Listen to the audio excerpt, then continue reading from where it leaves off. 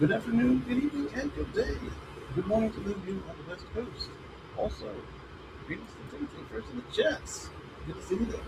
One of our Gauntlet channel members. Now, sorry for the delay. I kept deleting its face as I was typing it in, and last night. We've got a little bit of items in the notebook, which I need to open back up. Put on top of it.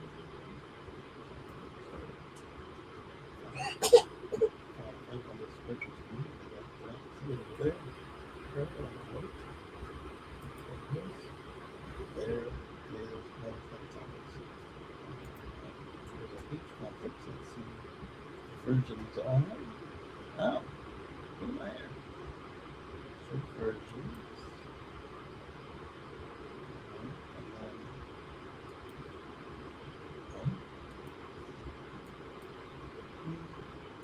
yeah, that's what we're saying now. Looks like yeah, basically a mega virtual power plants. Virtual power plants, yeah, I can flip the versions. I heard that they do it in like change. Yellow and red. Yeah, like this is supposed to be the green and then the red. Stop it. And then the red and the solutions. So I'm going to get this version.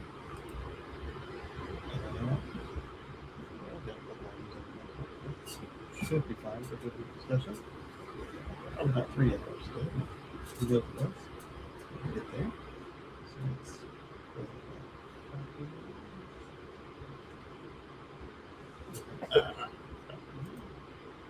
I don't know if I've got this in yet. But we had Rivian's AI Day, and it was pretty interesting. You're sleepy, I know. Yeah, you want to lay down? I think you would more comfortable if you lay down. It's just in the night. She's finally started to actually use her words. Having words. Mommy. No, not mommy. Mom, Papa, and what are the excuses? She's got a few. She still uses the name when she's tired and sleepy. That's just me.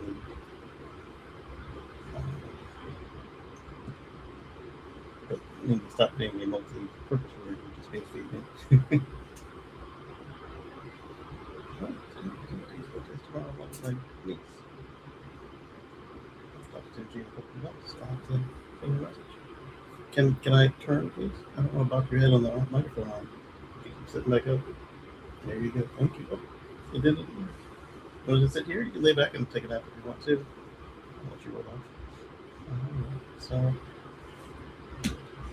first off, oh yeah, so I was talking about Rivian AI Day, and I thought it was pretty neat to see the technologies that they're going to use, and that they're going with sensor fusion, but AI. I wonder if they had done that over at Tesla, if they would have been able to keep the multiple sensors or not, because the current approach that they're using, it should be able to handle multiple inputs just fine without freaking out.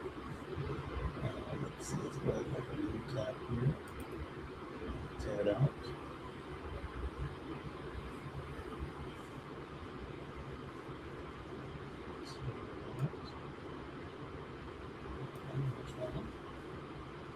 What I like to do is put it over top.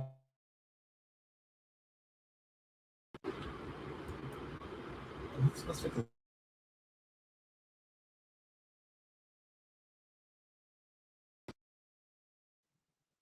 There we go. That should be a lot clearer. Let's go to the studio and check. And let's, yeah, how did it sound before? Ooh, ooh, yeah. I'm glad I saw that. I'm glad I saw that stupid icon doing the wrong thing there. And let's, I don't want to mute myself. There we go. I want to now paste in our first actual story. But yeah, so the AI day for Rivian Like I said, I wonder if the sensor fusion would work better if it was all inference engine instead of when they were doing all the rules before and kind of hand jamming it together. But this has the potential to do what the Rivian engineer told me at the pre-launch of the R1 um, period, just the R1, no Gen 1, Gen 2. Um, I'm curious if they'll be able to do that. But they basically said that it would be able to do what FSD was doing at the time, but in the woods. And I thought that that was an ambitious statement, and I didn't expect that it would be anytime soon because at the time I was driving some of the earliest versions of FSD, and well, no, it wasn't even FSD at the time. It was Navigate on Autopilot. FSD had not yet been released at the time that I was at that event, I believe. Thinking. I don't believe so. Let me go to my photo album and see. Stand by.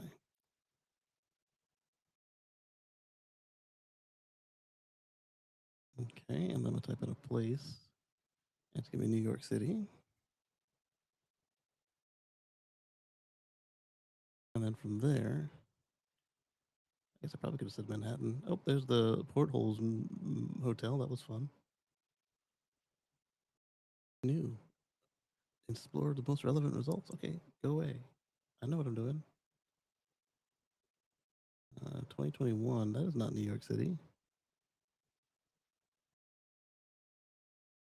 Is it?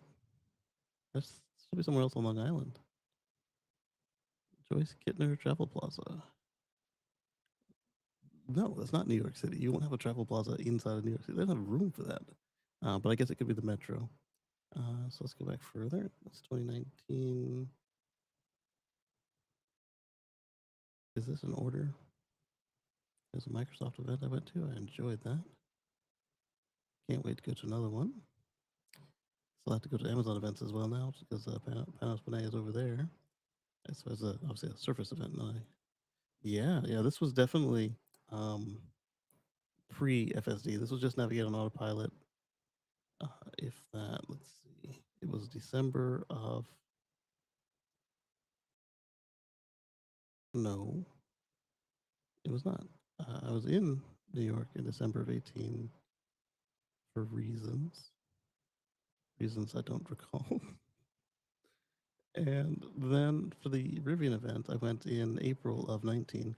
So it might have been Navigate on Autopilot, but seeing how that one was rolling out, going from AP1 to AP 2.5 and watching it develop, I would not have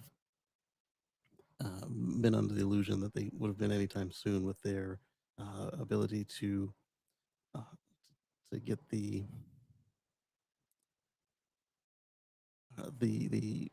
autonomous driving through the woods working. I would have expected they would be able to do it in the version that they had.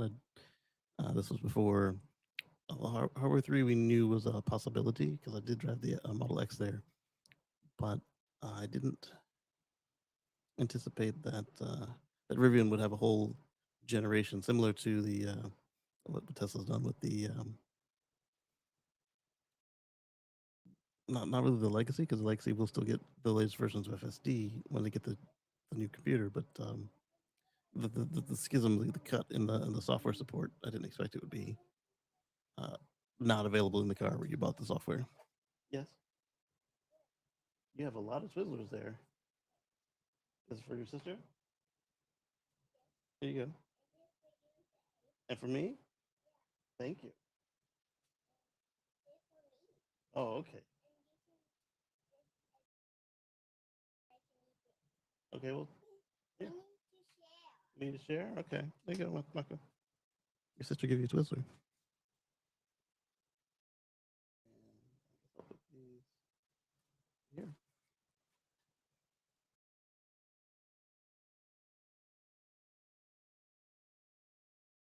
Hmm? What? A baby bug. Baby bug with a bow? Hmm. Okay, so Is this the same browser? Because if it is, then I can do. It is. I can share my Rivian pictures with you guys. Well, not just Rivian. Some of my New York pictures. Some of them aren't mine. Let's see. Let's go here. We're gonna go to share screen.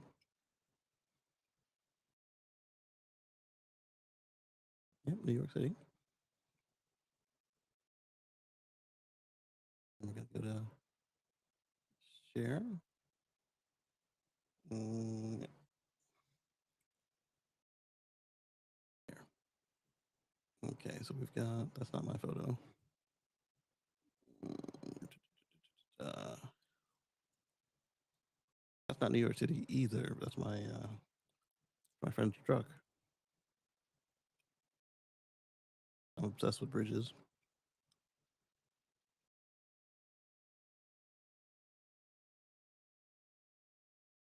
Here is our Rivian.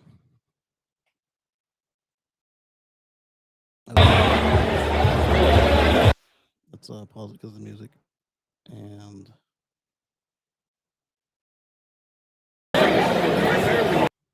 sorry. So at this Rivian R1 launch event, one of the engineers was telling me that the car would be able to drive through the woods. Yes. How can I help you? And then let's see. Let's fix this display. I don't like the display here. So we're at the car museum. That was a fun night. All right, so then let's go back over here to the next one. I didn't just get 4 pictures of the same thing, did I? No. Okay.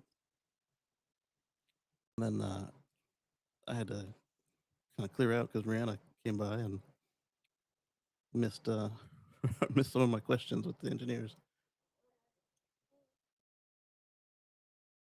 Yep. So that's yeah.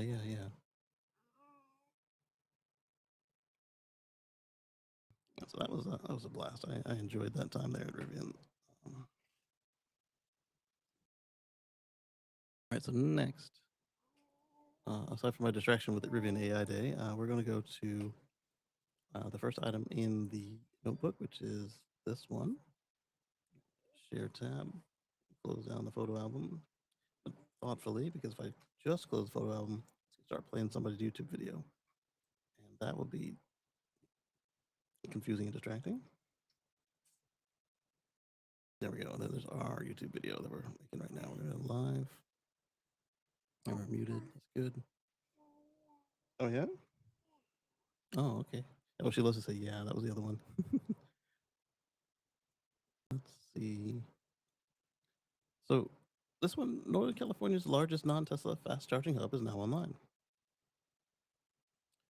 We've got the not-for-profit public power provider Ava Community Energy just bought its first EV fast charging station online in downtown Oakland, and it's a big one.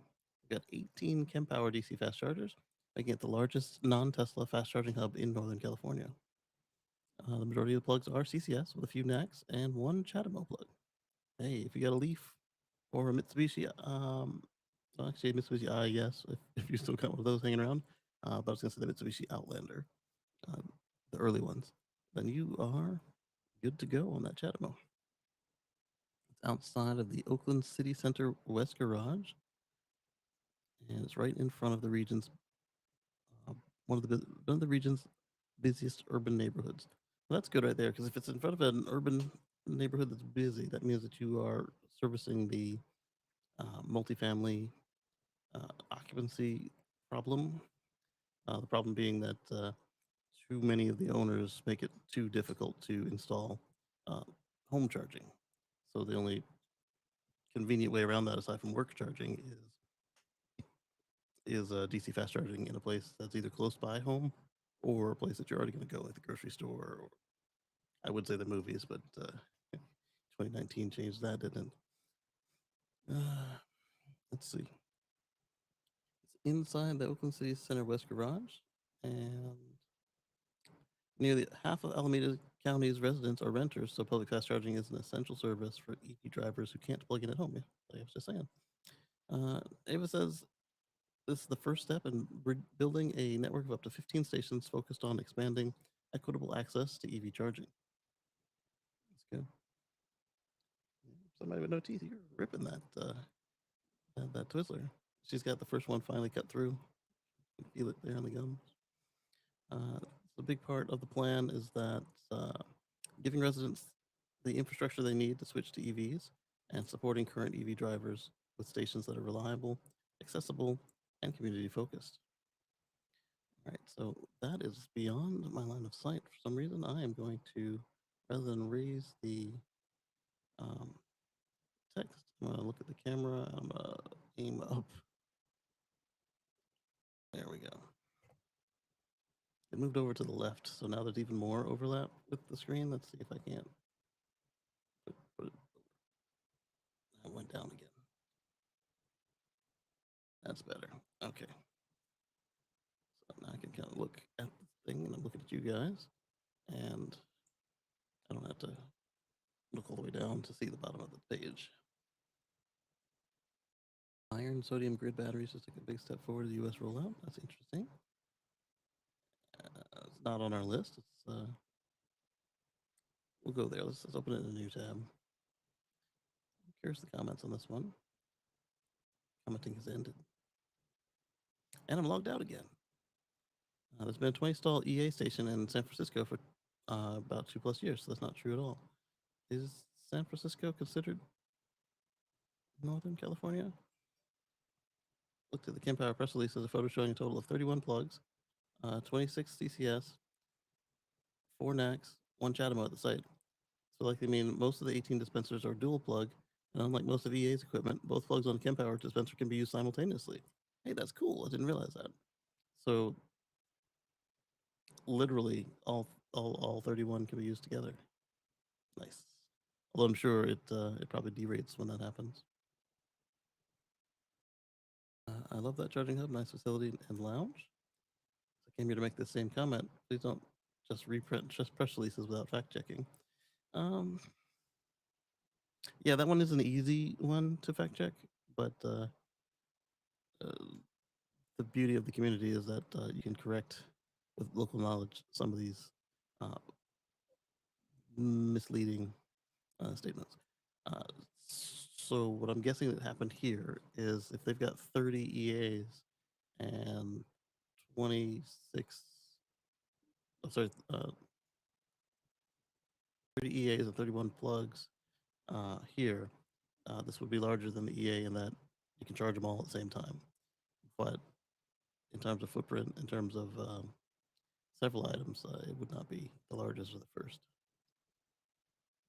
It's just Tesla has a station with over 160 chargers, and the average setup for them in a corridor like this would be this size or larger.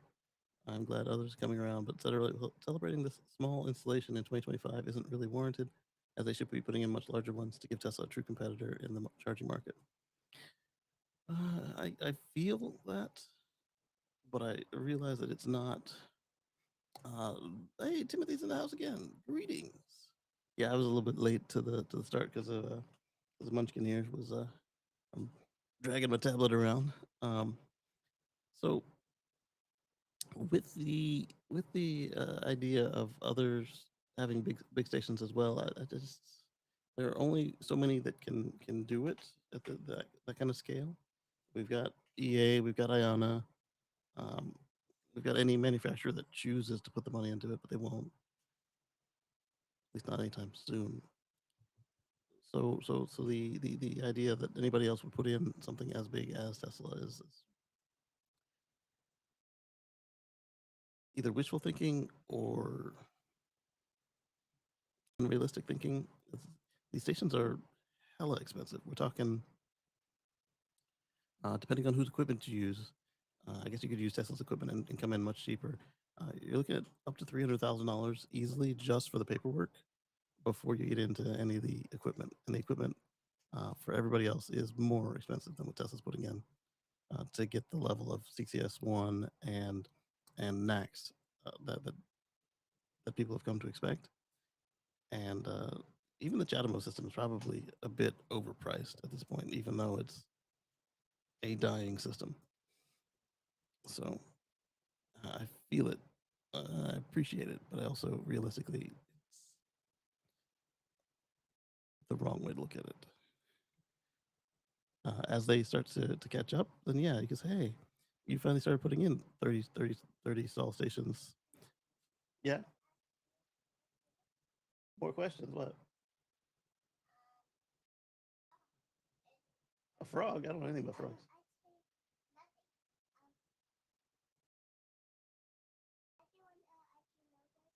You don't? Wizard? Which arm?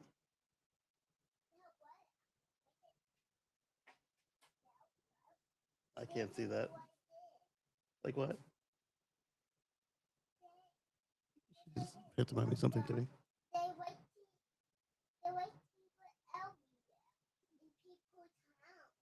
You can go everywhere and people can what?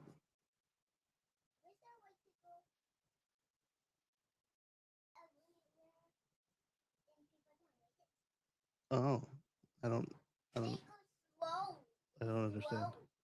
Yeah, they did. In your house? Swimming in our walls. Yeah, you can tell those frogs to get out. They don't pay rent.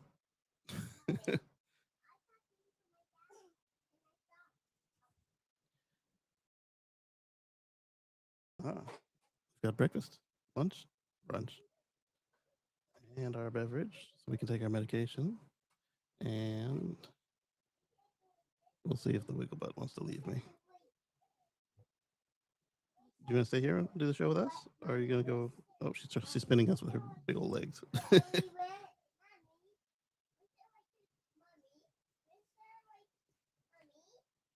She's so excited to see her mom. You ready to go? Let's go, Chop Frog.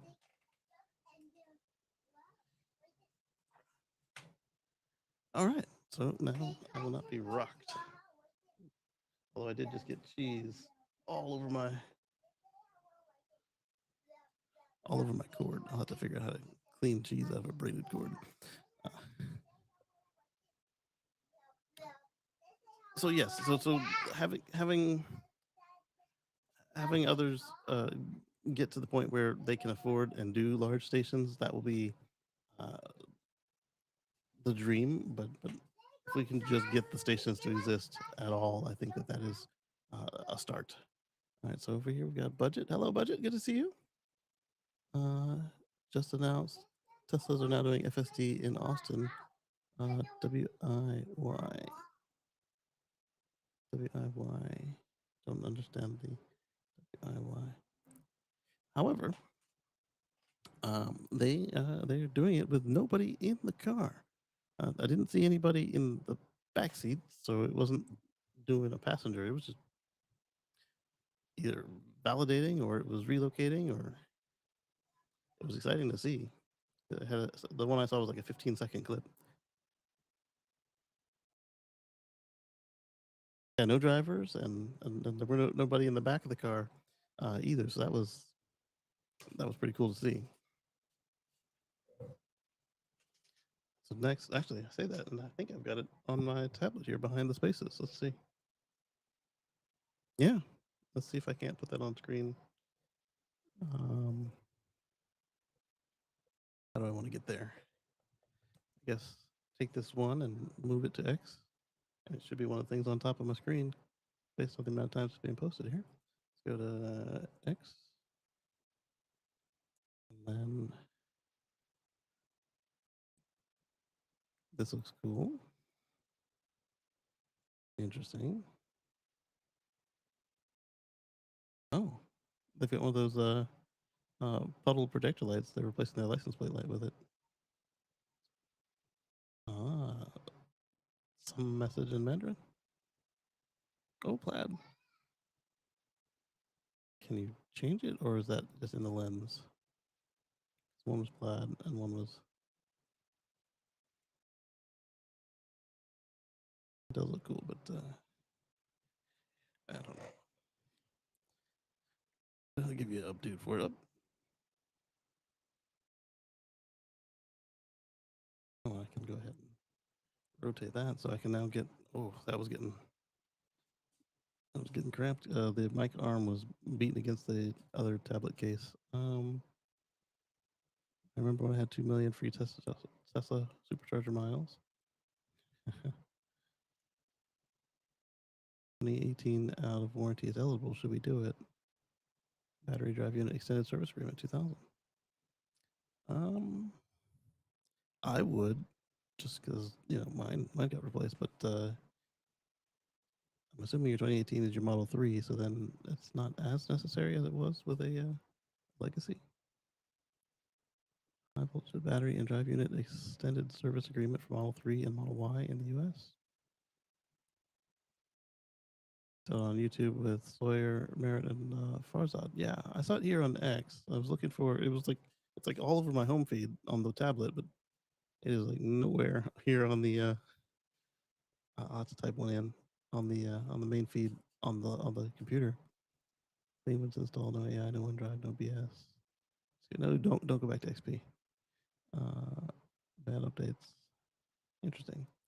The space simulator game that was fun on the web. It'll probably just as fun in the car. Being identified even without cookies. This is true. They're talking about browser fingerprinting. You get a signature value, canvas. They look at all your browser capabilities, look at your screen values.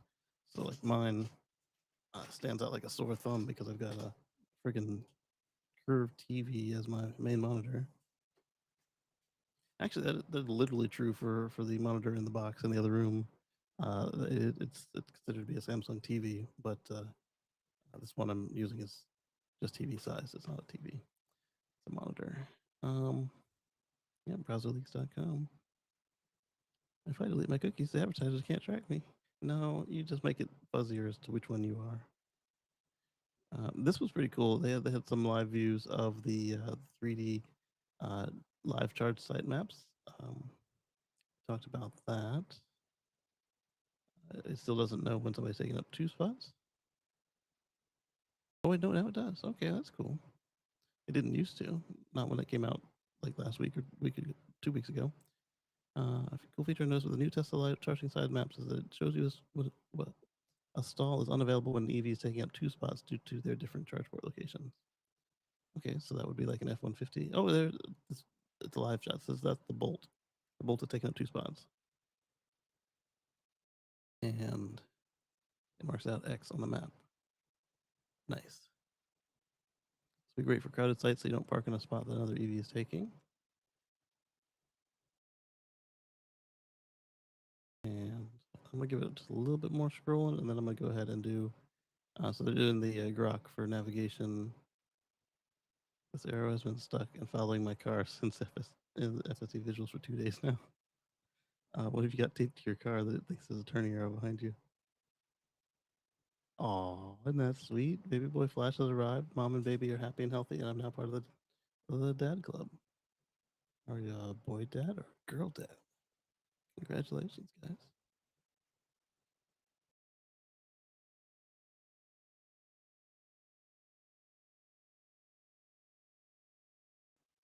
I spelled his name wrong. LA.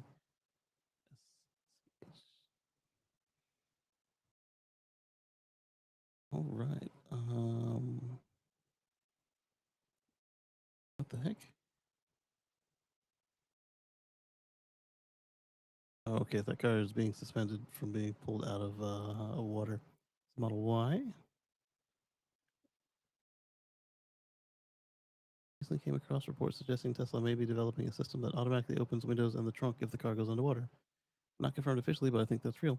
It's definitely real on Model X.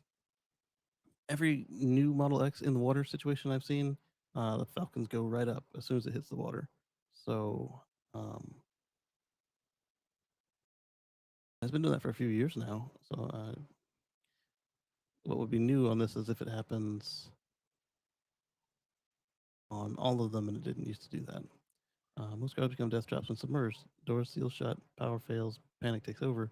And yet a simple line of code could change everything. I love seeing technology move beyond convenience towards compassion. This is where or how we build a more human world with technology. But it also raises a question. If machines start making life saving decisions for us, how much control should we keep?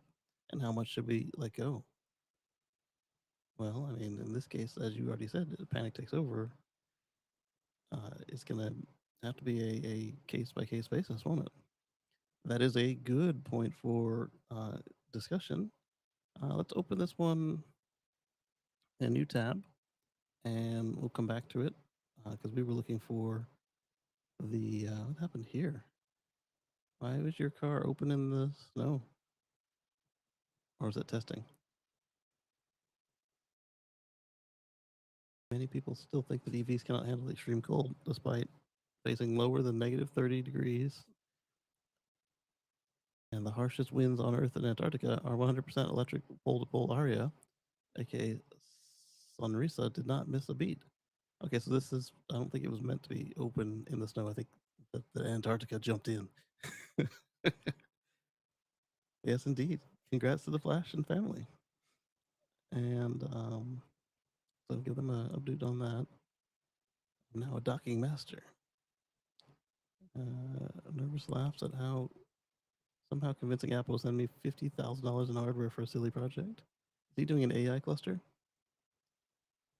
Schedule preconditioning. Even if your cabin HVAC is not yet activated and your battery begins to warm itself in cold weather more than an hour before departure.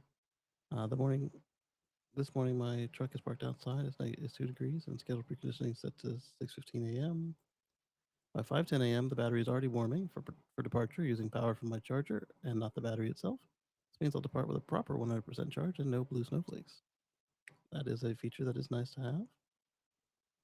So PTSD from the whole FSD Leaf fiasco. So anytime there's something on the road, my hands automatically go towards the wheel, preparing to disengage. Moments like this, where it smoothly coasts over little snowdrifts, are on the road are earning my trust back. I don't know what happened with her in the Leaf, but I do know that sometimes when mine sees smuts on the road, it doesn't always make a decision that seems logical. Yesterday, there were two cases. There was a something dark in the road. I want to say it was probably like clothing or foam, and it navigated around it. But then there was a time where I was in a parking lot, and it came across a styrofoam Sonic cup, and it started to go around it. Then it started to straddle it, and then it just crushed it with the wheel. I'm like, I would not have done that because you don't know what's in the cup. But I'm not on the new stuff. I'm on the latest version of 12.5. Whatever. Jerry said my layer got out, got the charges dropped, so I could finally post this.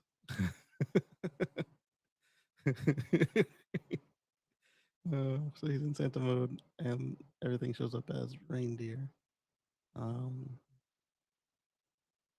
I don't know with Jeremy if that's going to be legit or if it is like like he had that stitched in, or if that's in kilometers. Let's click on it.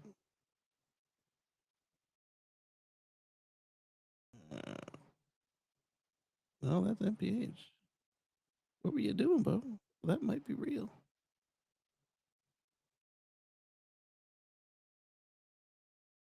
Wow. He's laughing, so it's probably a generation. Or not. I do want to get that whenever I get my Cybertruck. No way you could make it to every house in one neighborhood in one night going this slow. Mm. It's true. You don't always drive that fast? Weird flex, Santa. Yeah, we turned on Santa mode for the first time this year for Moto, and she loves it. But it was too many jingle bells for me, so I turned it back off, and Moto did not care for that. We'll do one more scroll, and then I'll just click on this other one that's on my tablet and push it to the PC. Let's see. Weird. This doesn't look like a school zone. Why were you going so fast? That's a knock on Marquez.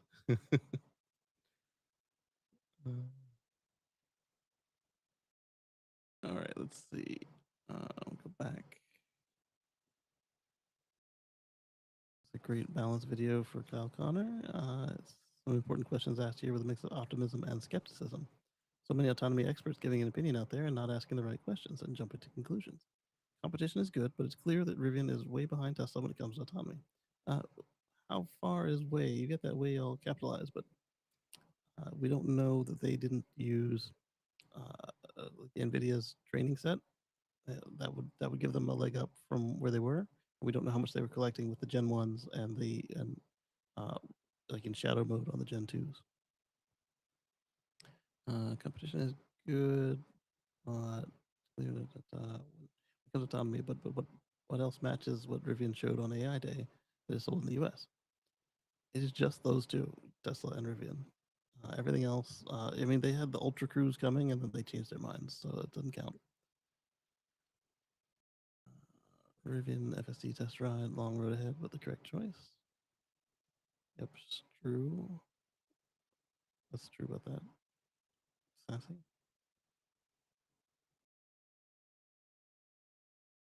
Are they comparing how long it took to close the hatches? Oh.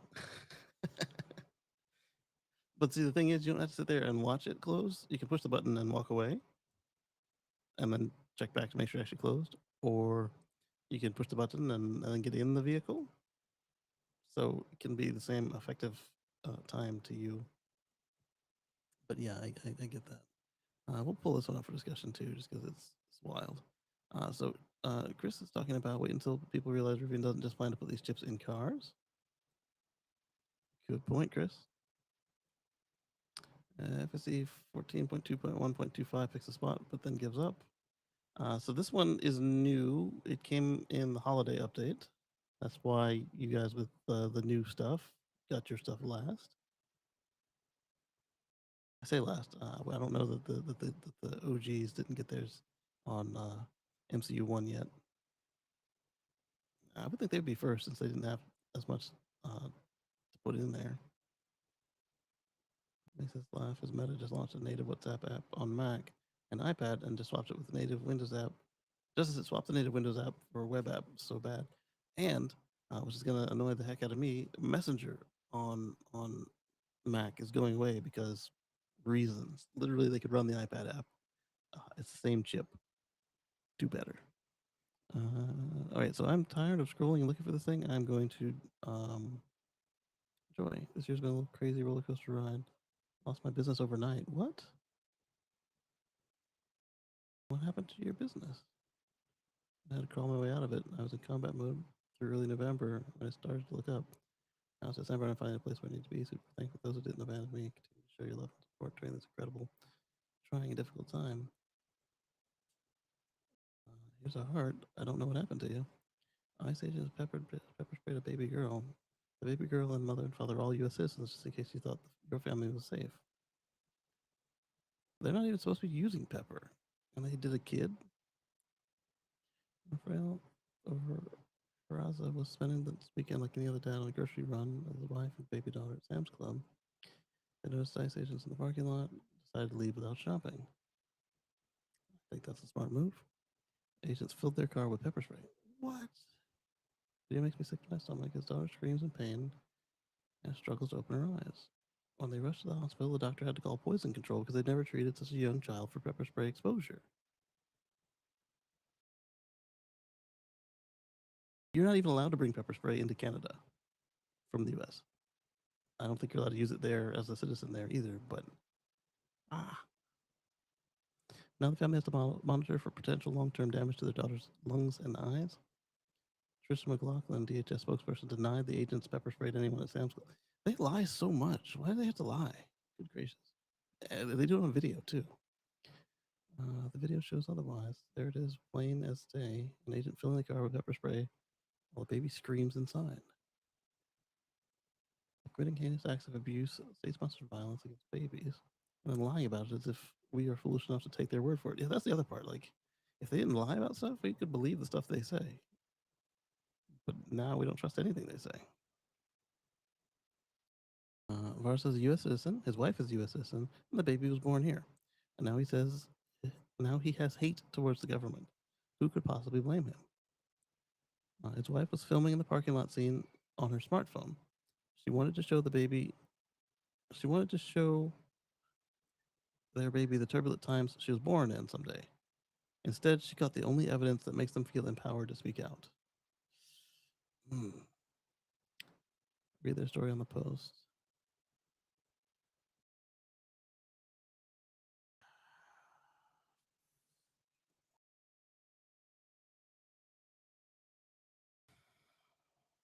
This guy's an absolute hero. You have no idea the courage it takes to actually do this. And this man put everyone before himself. Absolute tragic situation of Australia. Oh, this is about the. Oh man, yeah. There were two mass shootings yesterday that I'm aware of as well. There was Brown University, and there was this guy.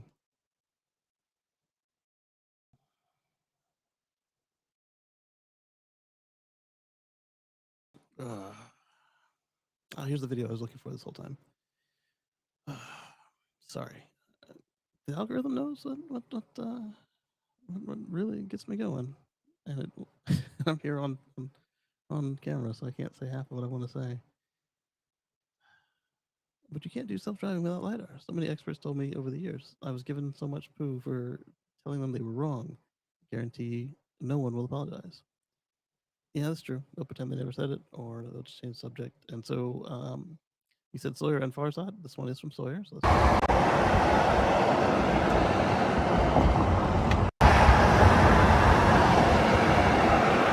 little jump scare there. So yeah, you can see this vehicle has nobody in it.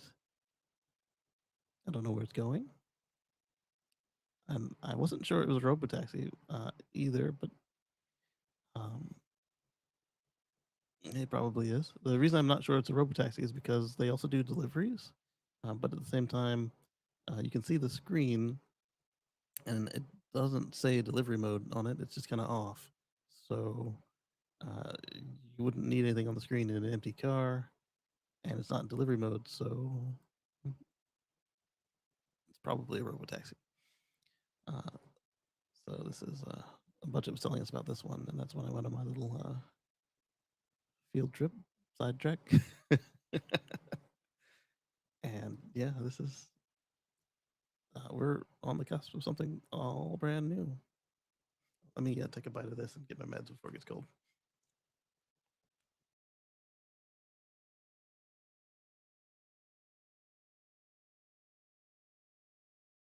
It's not any good without faking. But that's my fault for letting it get cold.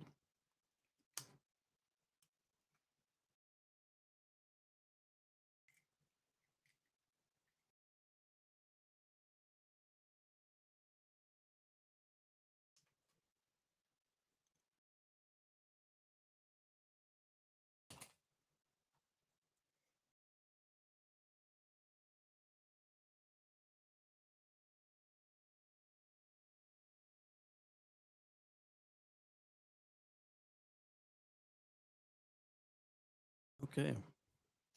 Rivian showcased an early preview of their point-to-point level 2 autonomy software. And out of spec Scott, I got to go for a ride. This video shows the full uncut experience around Palo Alto. Rivian decided to go at this the hard way, designing their own hardware and their own vertically integrated software, defining their own driving characteristics. This approach puts them behind in current vehicle capabilities, but could pave the way for a bright future of a strong driver assistance all the way to their personal L4 goals. Today, it's fair to say their system is so far behind market leaders, there's a long road ahead, and I hope they can achieve their goals in compressed time frame.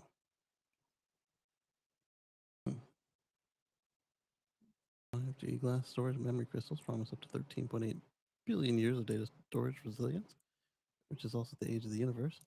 Crams 360 terabytes in a 5-inch glass disc with a femto laser. All right, so this would be read only probably. I will look at that later. It's not at all. Well, I guess it's not at all. It is somewhat related to this, but it's not really related to this. If it's read write, then yeah, it could be. Guarantee not to apologize. LiDAR is the biggest scam of self-driving cars. I wouldn't say that because again, if the AI is deciding what the sensor fusion is, then it could be useful. The guy who chose LiDARs for way more, Sebastian Thrun, told me personally that he would go with camera only years ago, and they didn't listen. So it's actually pretty insane. I suspect that the thing is happening with robo cleaners. Same thing is happening with robo cleaners. I see a lot of LiDAR integration for those, but probably also better with just cameras. Mm, maybe. The thing I see with the mops and vacuums, though, is they are expected to operate in complete darkness, and I haven't seen any equipped with headlights, so they have to have something to see with. So why not make your flashlight also your eye? I suppose. This will literally be them. Well, the story unfolds as we predicted in the past many years. Um, it's possible only level 2 system, no LiDAR, radar. R&D is being done. They're all autonomous. Oh, these are all autonomous. All these are LiDAR specially made, but one of those still wrecked. Not needed in cars that only go 85 miles an hour. Is this the Formula E autonomy version? Because they had the Formula E and they had the autonomous. I don't know if it's the same. I don't even know if it's actually Formula E, but they had an electric series of autonomous vehicles that were racing too.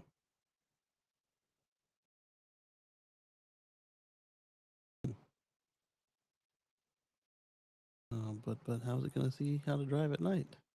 Headlights. That's pretty right. I dare you to ask for an apology, or if you dare ask for an apology, I'm sure they will call you. Boy. So anyway, let's go on to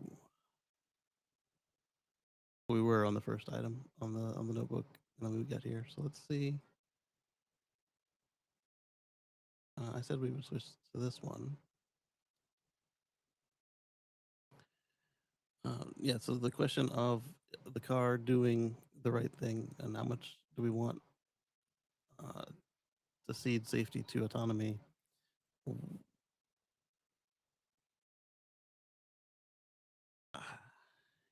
Like I said, it's going to be case by case. In this case, the car is opening all the doors, so you don't get stuck when you drive onto the water.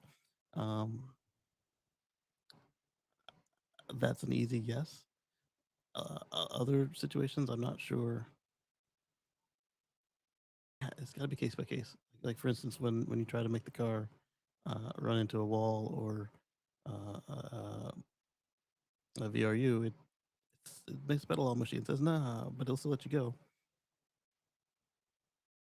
I mean, if somebody's threatening my family and they're in the way, and that is the only option to get away from them, and they've got like a gun or something, I I would definitely consider it.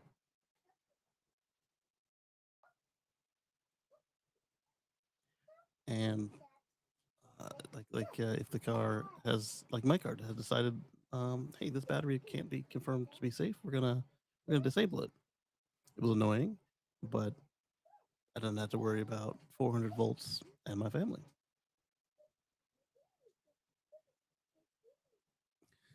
Didn't have to worry about 400 volts and my family. So um, it was being overly cautious in that particular state, though. Basically, the battery sense wires corroded, and some of the BMS boards had condensation on them. So I was not underwater, but the battery was full of water of its own doing. It doesn't raise that question because it isn't the car making a decision. It's simply a programmed reaction to a sensor reading. It isn't making a decision about saving a life. The conscious decision was made by the programmer and not the car. And so that's why I'm saying there about the case by case. So that does make it a little easier to deal with. I'll give you a dude for that. In this scenario, even if the machine decided to keep the doors closed, it would be a similar scenario where a vehicle that did not have that capability where a vehicle that did not have that capability. Oh, if the machine decided not to open the doors, it would be the same as a car that could not open the doors. Until the vehicle is fully submerged and pressure equalizes the door or window, pressure equalized, the window is the best option. Otherwise, you wouldn't be able to open the door. Yeah, and that's why as soon as it hits the water, it does it. A nice post, ChatGPT. I don't know. I didn't feel they could make it lower the window automatically, though. Yeah, they could do that. Definitely, safety systems could help there. People panic. Yeah, absolutely. My comment was addressing how much control we should give the machine. Smart safety systems like these are an absolute necessity to protect consciousness. Now I'm just waiting for the trolley problem crew to appear. I didn't think about that. Yeah, I wasn't looking to go to uh, the trolley problem. Again, this is a question: how much control should we keep? Given your life experience, how capable do you think most people are in a difficult situation? The only problem it should not be a software solution because once the car hits the water, it will not work. What? There's evidence it worked right there. They didn't open the door on their way swimming out of the car. Ooh, let me push this up for when they come to pick the car up later. On the other hand, it would be either impossible due to high internal inertial forces or could happen in a non-accident situation, making it dangerous. Um, at what point does the car have all of its water sensors get activated at once, except when it's going swimming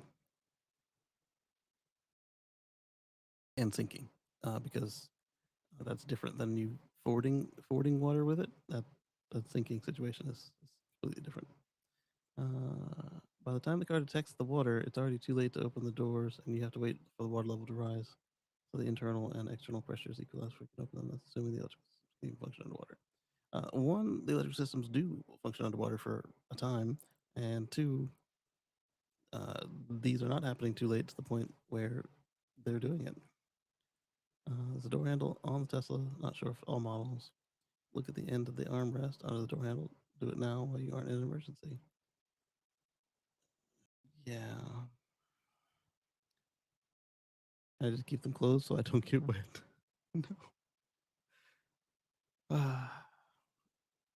No. They already have them set on fire if they get the battery wet. That one was not on fire. Although not every, but most Model X's I see uh, go underwater, do catch fire. Underwater. Make sure you wear rain gear when going through a car wash. No, because the car wash would not activate the flood sensors. Could thieves somehow use a garden hose to make the car open itself up? Yeah. Put the car in a bucket? Yeah. But this might only activate if the car is in drive mode or ready state. There's no need for it to be monitoring all that stuff if it's going through a hurricane, for instance. That's the easy way we see these things flood.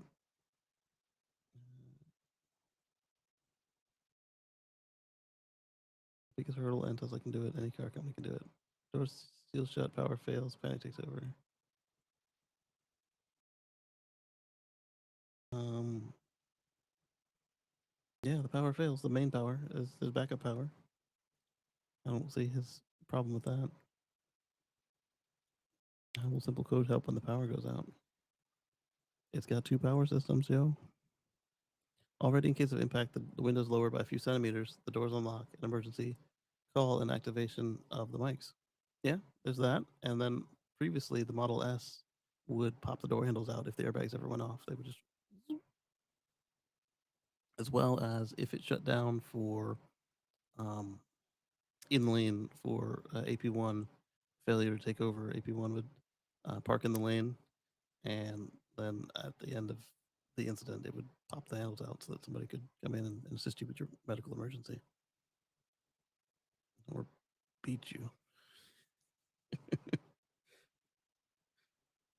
Let's see.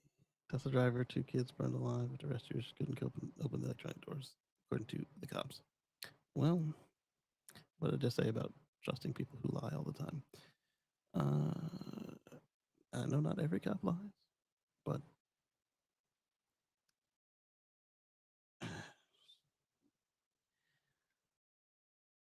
it's a case of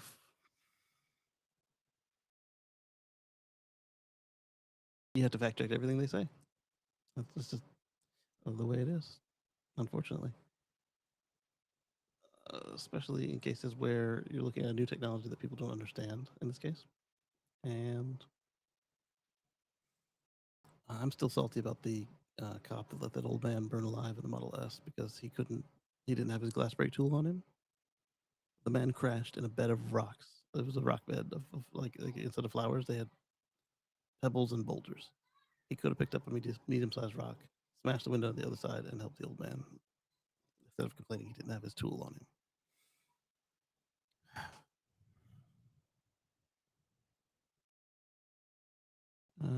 Grok doesn't Tesla have software where it rolls down the windows? I'm curious what Grok would say about this, but it's going to be going based on what it saw on the web. My research, Tesla does not have an official feature that automatically rolls down the windows and opens the trunk upon detecting submersion or sinking. Claims circulate on social media, but Tesla owners' manuals and support pages make no mention of it. It appears to be unverified or a myth. Now, let's see. We're gonna look up. We're gonna look up Tesla Model X underwater. We find a video. Okay, that's not underwater, nor is it a Model X. It's a Model Y, the one we just looked at.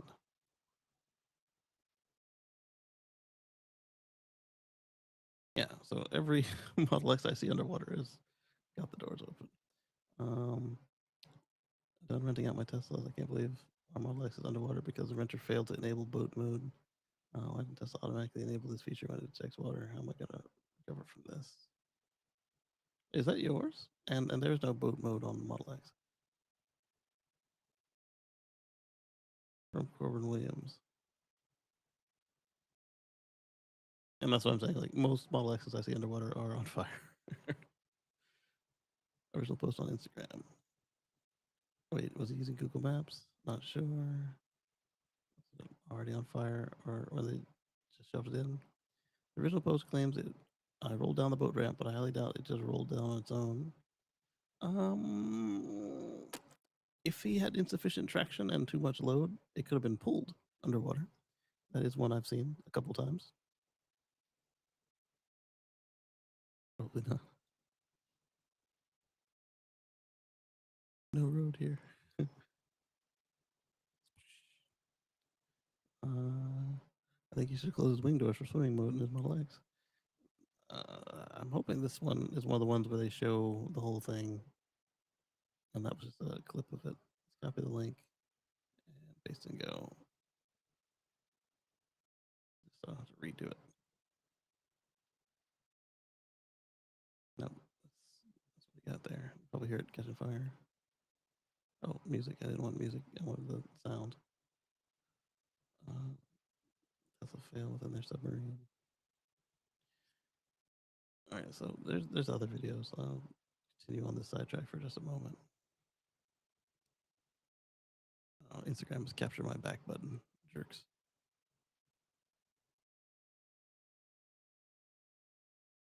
Like the first time, fine, but if I hit back again, you need to let me go. Illegal miners in Brazil hiding excavator in pond when police and helicopter showed up. Interesting. I wouldn't say hiding as much as ditching. They went all the way down, so it's not like you're going to get it back with a snorkel or anything. Like if it was just running. The water wasn't shallow, by the way. What happened when others tried?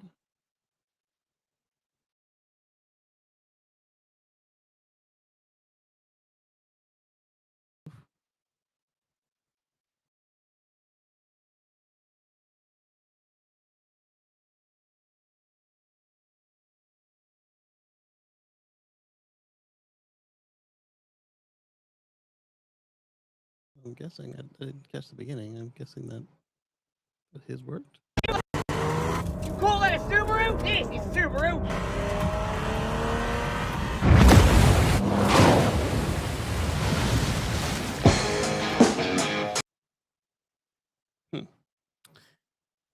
I guess that his worked. A new energy vehicle from China.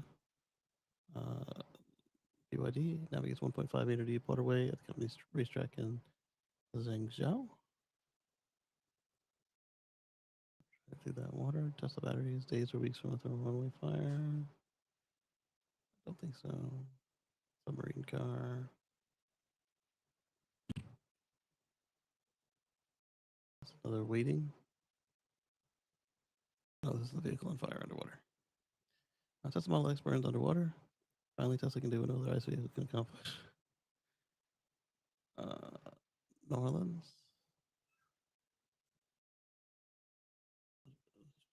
Yeah.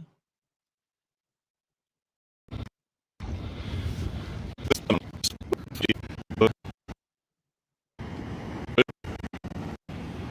this is one of the ones that get dragged down the boat ramp. That's a lot of battery power. We're gonna.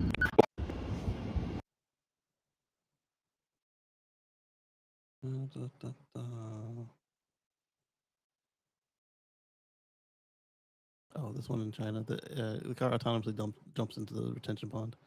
They tell it to auto park, get out, and then it jumps in. This one's a Xiaomi.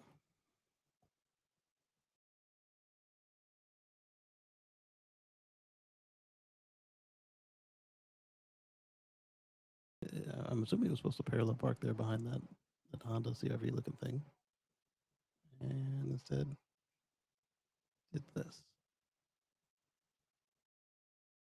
I don't know what he was thinking, trying to push on it. Hi, what's up?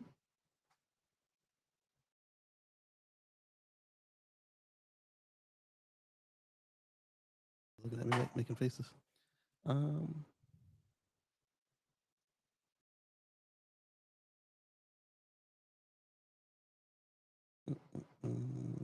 I'm looking for Model X. I was very clear in my typing. Midway up the vehicle is underwater. It can be seen running down from under the patch on the top of the wheel arch to the puddle at the front. Is that a bus? Yeah, it looks like a boat. The way it's porpoising. All right, let's try this.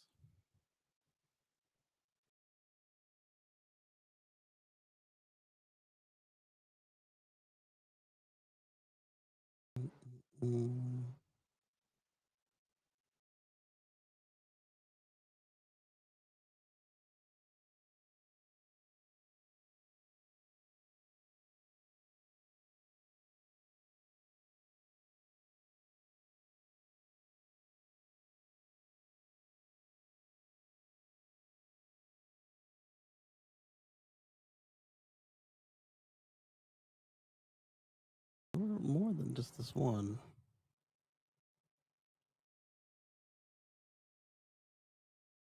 Let's look at this one. I don't think it's going to be what I want.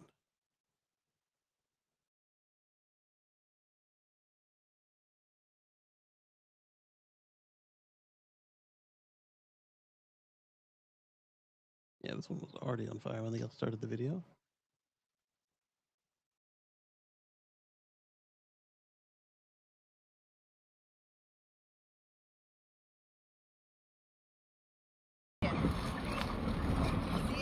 Engine 40, we're available, of course. Looks like it's starting up right there. 747. Tesla on fire and fully submerged.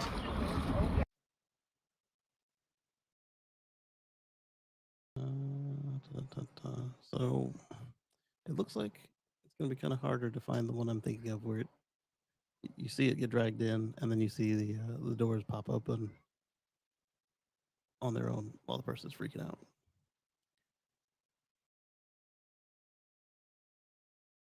All right. So this guy talking about the trunks. again, my stance is that you can just push the button and walk away. Right, right. Agreed, Vincent. That's exactly what I was saying.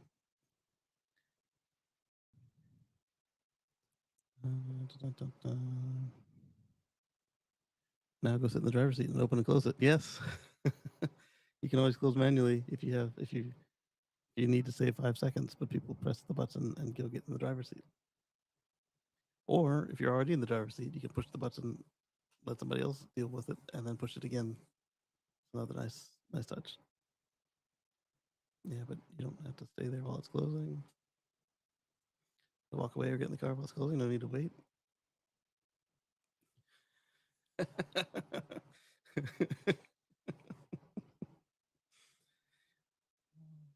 most annoying thing is these electric trunks will refuse to close and reopen on just the slightest obstacle, even a soft bag, while the manual trunk can just be pushed closed.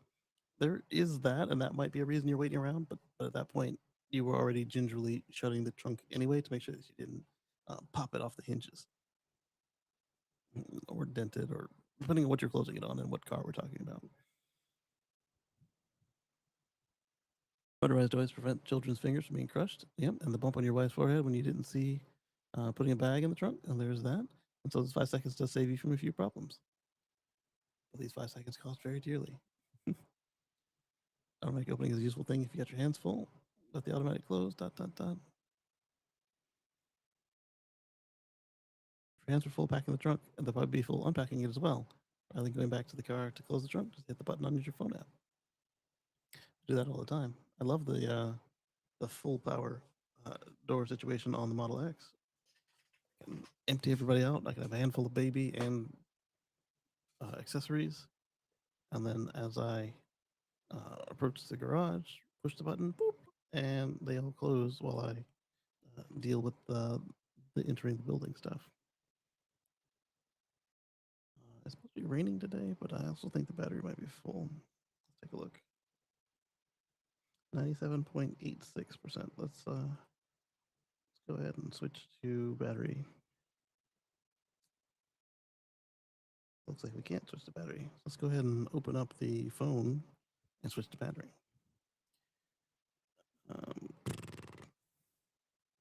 House.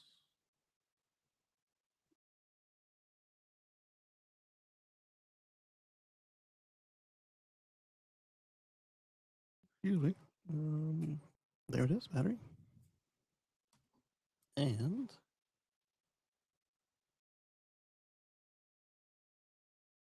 the animation has not updated. It still shows power coming in from the sun and going into the external batteries.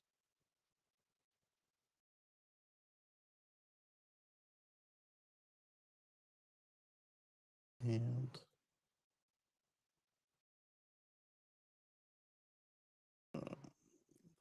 panel shows that it is going straight through, but I heard it go click. So let me close this and then open it again.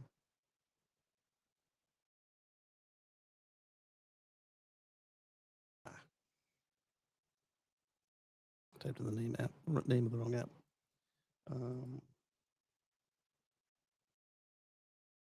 There we go. So power coming out of the battery and the solar into the building. All right, there we go. All right, so looks like most people agree with my basic sentiment there on the automatic trunks. Yeah, manual's better. Got to be quick before a butterfly or cockroach gets in, bro.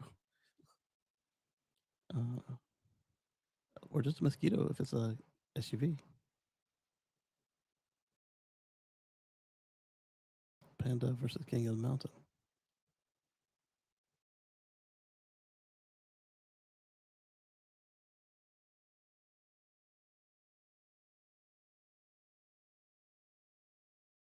Fiat Panda.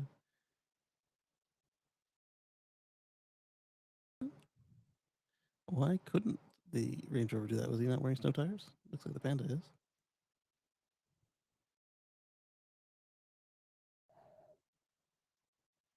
Next, what did I pull up here?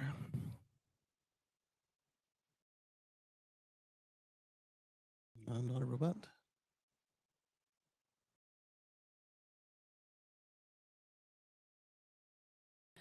Oh, that was the.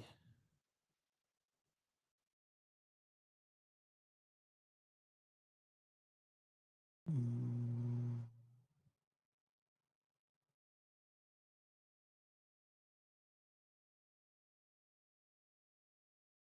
oh, it's a full article about the one where the girl got gassed. Um,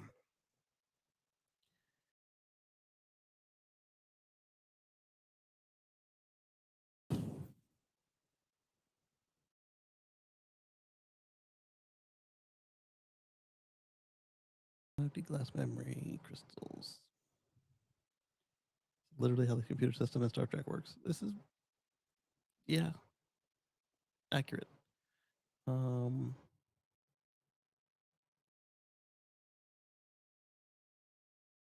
360 terabytes. Is it ROM or not really RAM, but rewritable? Cold storage and data center. Okay, so yeah, so it sounds like ROM. This gets to work, and then with it being glass, it should be easy enough to shred it if you are finished with it.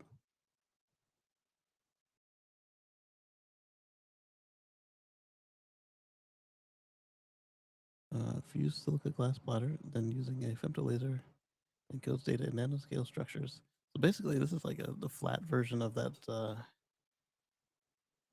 cube that people get designs printed into.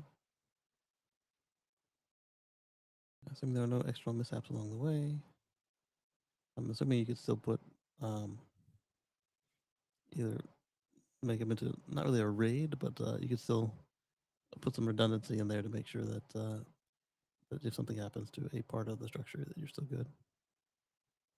The media is designed to be stable for 13.8 billion years, assuming there are no external mishaps along the way. Our prototypes achieve a write speed of around 4 megabits per second and a read speed of around 30 megabits per second. Oh, sorry, megabytes per second and megabytes per second. Pretty slow, but if that means that you can get rid of tape or having to use a real hard drive for backup, that could be worth it. Like if you've like here's my backup array. This is we need to keep this for another 10 years, 30 years, and just write it out. Figures place technology well below the existing archival systems today. The company published a roadmap to targeting a sustained write speed of 500 megabytes per second within 3 to 4 years. Well, that's not bad at all because a spinning hard drive today is capped at about 200 to 250 megabytes per second. Uh, Same for a spinning hard drive array because you're limited to your slowest units. There are ways to speed that up for bursts, like you've got caching and uh, flashbacks, but if you're going straight through to the drives, you're looking about 200 to 250. So if they plan to get to double hard drive speed, they're onto something there. Let's see. Estimate early systems will cost approximately $30,000 for a writer and $6,000 for a reader. That's not going to be anybody's home lab anytime soon, but that's not outrageous for a kind of company that would need this. Although for those speeds, they would need several, and that does become outrageous. The field deployable reader expected in about 18 months. I expect the price to drop for that as well. By then, maybe $3,000 by the time field deployable is ready, and then that's nothing for some of these data centers for the reader. Photonics says that they've raised $4.5 million to date and are now working to move from technology technology readiness level 5 to level 6, which involves validation in relevant operational environments rather than controlled lab settings.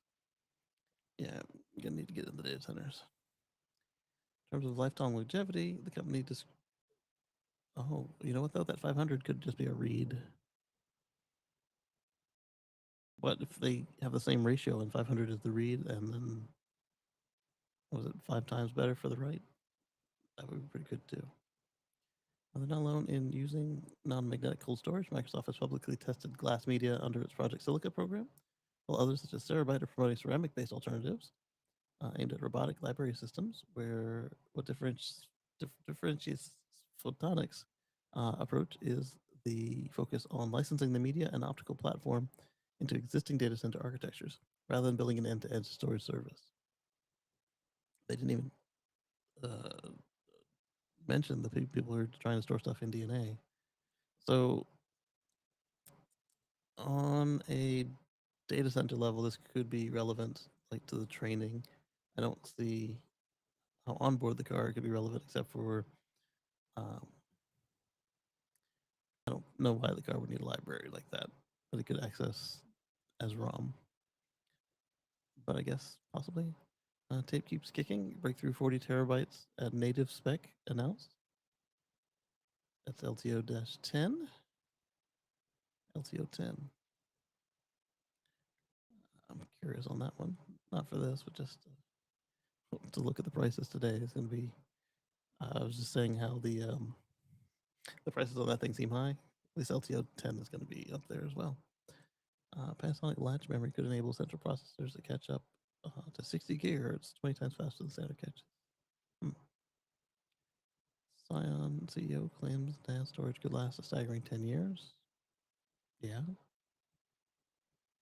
Oh, shortage. Oh, that's not good. I thought it said storage. It's like, yeah, we've got NAND lasting more than 10 years. But the shortage, oof, that's not good. If it does last that long, there's plenty of room for other people to enter this market. It's not an easy market to enter by any means, but there's people with the knowledge. Cambridge University launched a project to rescue data trapped on old floppy disks. Good on them. World's first scalable DNA storage. I was talking about DNA storage. They didn't even mention. They've written about it before. Offering announced staggering 60 petabytes in 60 cubic inches, enough to hold 660,000 4K movies. Yeah. Best hard drive deals in 2025. Storage savings from SD, Western Digital, Seagate, and more. Yeah, but the prices will be higher than in years past because of what AI is doing to storage and RAM. Crucial's 20 gigabit X10 Pro 4 terabyte returns to its lowest ever price of $209. It's not terrible, but it's higher than it should be. I saw one of these here, the Gameplay 512. It didn't say gameplay on it, but that same class of card, I saw it on a peg that said $19 over at the Best Buy when I was looking for the case for this tablet. And I was like, yeah, if this is priced right, I'll get it today. But I don't believe the price. I didn't see any pegs over there that matched the name of the product. And the lady's like, yeah, it's only $500. Do you want it? No, you can keep it. I don't think it was actually 500. I think it was like 180 or something. But still, I wasn't looking to spend that when it was on a 1999 peg. Not in a need for it right now, since as you guys can tell, I've do the live shows, and I am sorely behind on the pre-recorded shows or the VODs, the videos on demand. Console Seagate 26 terabyte hard drive drops to $249, just over $9 a terabyte. 48 terabytes of Beasley HD storage for less than $800. That's blockbuster deal. 116. I'm sorry, just $16 per terabyte.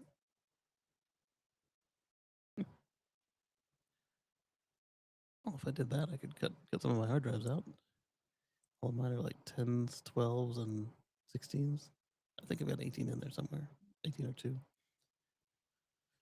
5D glass storage, that's the one we just read about. Is it a loop back, or is it a different angle of the same story? Unreleased RTX Titan Ada prototype gets taken apart to reveal complex internal design and assembly. And what I'm looking for here is that their comments are underneath all the other articles. So I was curious about the comments on this glass storage. First truly 3D chip fabbed at US Foundry, features carbon nanotube transistors and RAM on a single die.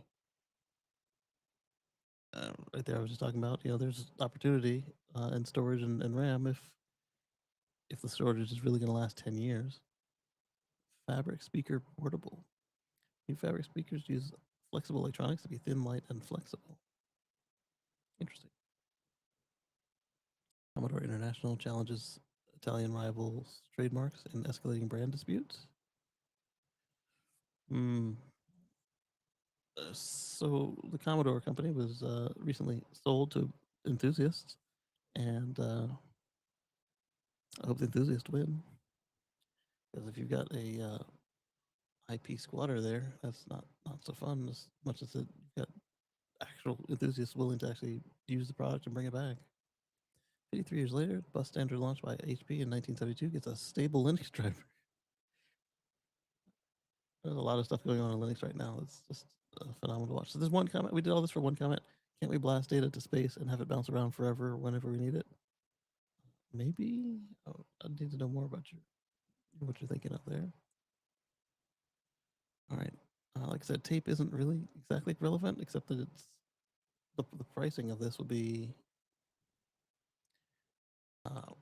We were just talking about the glass storage here. Let's see. 40 terabyte native and 100 terabytes compressed. It can hold up to 2.2 times more data than previous spec. Not bad. New cart ship in 2026.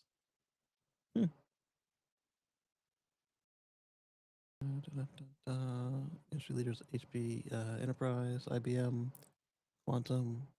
It's all the same players that were already involved in it. They announced the new cartridge standard a few hours ago.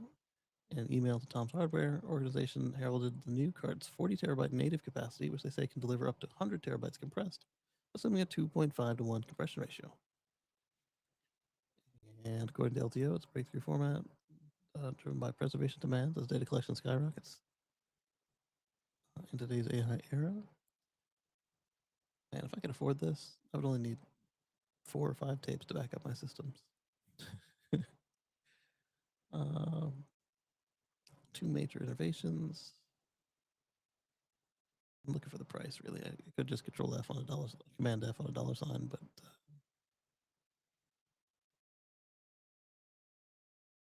913 terabyte cart. 1 petabyte per tape. That's strong. Are they going to do it with LTO 10 or are they going to do it with LTO 11? Their Outlook mentioned, yeah, so that's with 10. No, that's not. It's 14 right there. LTO 14. It's not even 11. I was like, okay, yeah, we wait till 11. 14. It's expected to be another 7 years before LTO 14 is the thing. But in the meantime, LTO 10, 40 terabyte cartridges are scheduled to ship in Q1. No price whatsoever. Mm-hmm.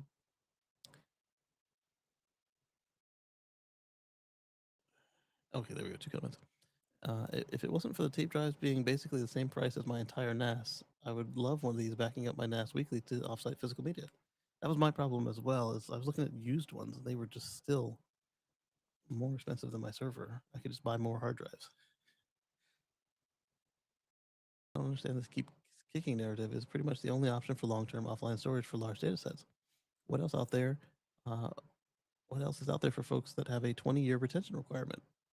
That's not me, a 20-year retention requirement, because I move my data with me on a 1 petabyte plus data set. It's a bit tongue-in-cheek as there are obviously options, but not any approach at the price per terabyte of tape. I'm disappointed to see speeds haven't changed a bit. At 34 terabytes a day, a transfer rate per drive, it can be a challenge to get tape sets made in a timely manner. I'll give you that. All right, so let's go to LT09 drive. Shop Dell.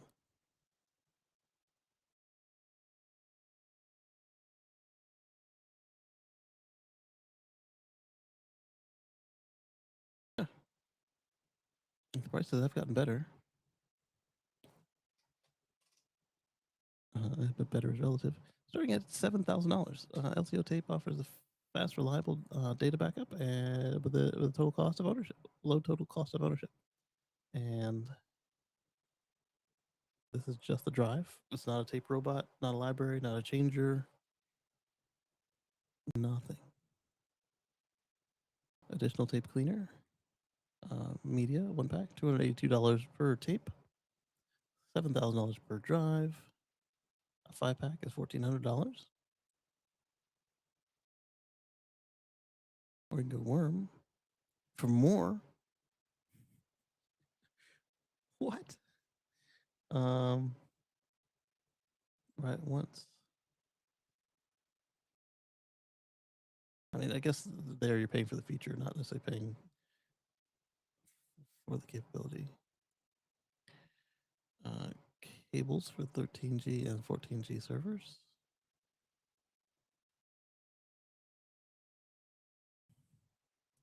12 gigabit HD mini SAS to HD mini SAS 2-meter cable is $94. That seems high for what I paid for mine, but you might have to use Dell cables on this thing. And a 4-meter cable is more. Low profile, full height, CK.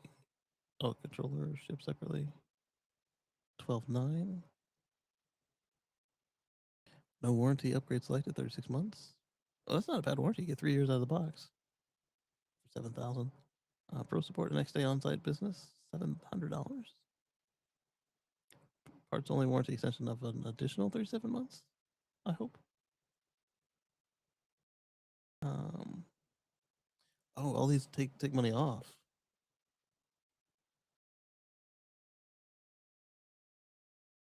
Take money off. I thought those were like bullets. They're minuses. Selected. Maximum term is 5 years. Pro support plus and 4-hour critical mission critical 36 months, 3 years. Maximum term is 5 years.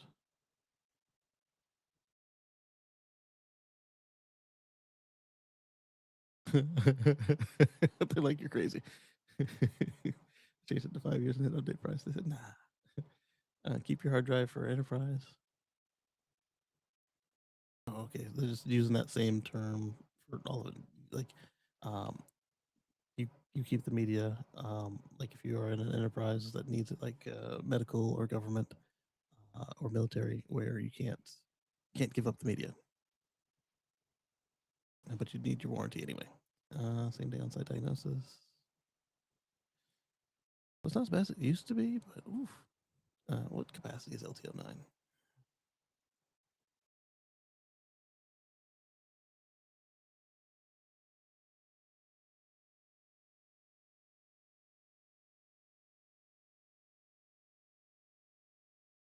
$45 terabytes. Is that compressed? It's got to be, because if LTO10 is 2 point whatever and it's 100 terabytes compressed, there we go. How many is this? 18 of them? That's not a terrible price. $49.50 for 18 of them, or 106 for one. So it looks like Dell's getting you a little bit for some extras, and you can save $1,000 if you get one on eBay. But then you don't get that warranty. Yeah, native is 18 terabytes. So one tape per hard drive if I couldn't compress my stuff any further. But like I said, I can't afford and justify that drive size nor tapes. Drive price nor the tapes. All right, so here's our little sidetrack here. Iron sodium grid batteries just took a big step towards U.S. rollout. Looking at Inlight Energy, just crossed an important line. Oh, good evening from Stockholm, Sweden. Good to see you, Anders. Inlight just crossed an important line from lab to grid reality. And let's look at the specs. Southern Company, well, the U.S. dollars, sodium metal chloride. Global market will need from more than 225 gigawatts of long duration energy storage by 2050 globally. Okay, and they're betting that their iron sodium batteries can help. During the factory test, their battery system had 83% round trip efficiency. Depending on what you measure it against, that's good. Otherwise, it's not that great. But if the price is right, then that's fine. Including auxiliary loads, that puts the same range as high performance lithium ion systems and well above the roughly 40 to 70% efficiency of many other long duration energy storage technologies. And that's what I'm saying, if you depending on what you compare it to. So I'm guessing that the 40 to 70 is just straight up like pumped hydro or kinetic, uh, or like a heat battery. But lithium can get to 90s, depending on how big we're talking, of course. The commercial plan, they'll have a test site in Wilsonville, Alabama in early 26, and that'll allow them to study how the iron sodium batteries perform under real grid conditions. Ben says the more options, the better, and reducing rare earth dependency is certainly a big plus. Yep. Technical readiness is now demonstrated. Enlight is turning its focus to U.S. manufacturing. The company plans to finalize a site for the domestic factory in 2026. And to help speed that process, they partnered with Horian Salt Battery Solutions. All right. Only got one comment? Oh, there we go. Rare earth metals are a specific class of heavy metals in the periodic table which possess f orbitals. They are used in magnets, not batteries. For example, neodymium. Yep.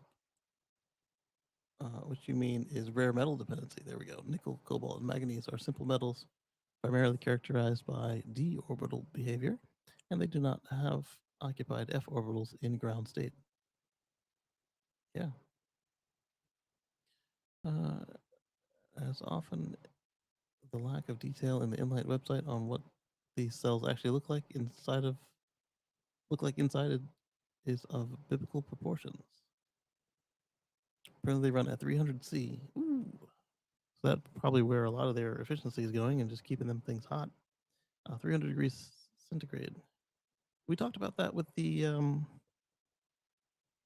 Thinks, the Ford Thinks. They if you went with their was it the zinc battery, or did they also have a sodium battery? But their non-lithium battery was had to be kept at 300, and it took a while to get to 300 if you let it cool down too much. Which has to do with the ionic conductivity of the beta alumina electrolyte, which is also molten with the sodium anode, which needs only 98C.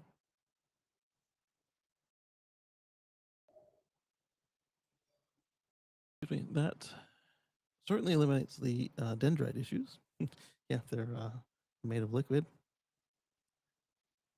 For large scale grid use, the temperature is hardly an issue, but these are clearly very different animals from the sodium ion batteries being developed for cars, etc.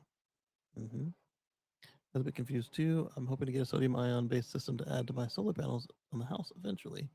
There are a few options available, but I'm hoping prices come down a bit. It wasn't clear to me at first that this was something different.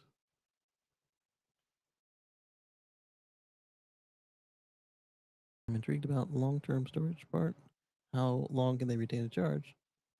And while I get that the power density isn't the biggest consideration for stationary applications, I'd like some sense of what cost per kilowatt is. And you can use them as thermal batteries for heat in the winter too. Yuck, yuck, yuck. Safer than molten salt reactors, right?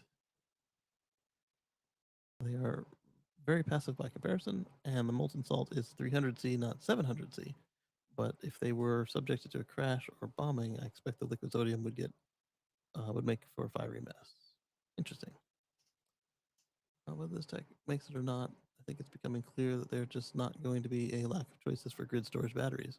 And considering the materials, it's probably going to be incredibly plentiful and widely accessible, industrially, economically.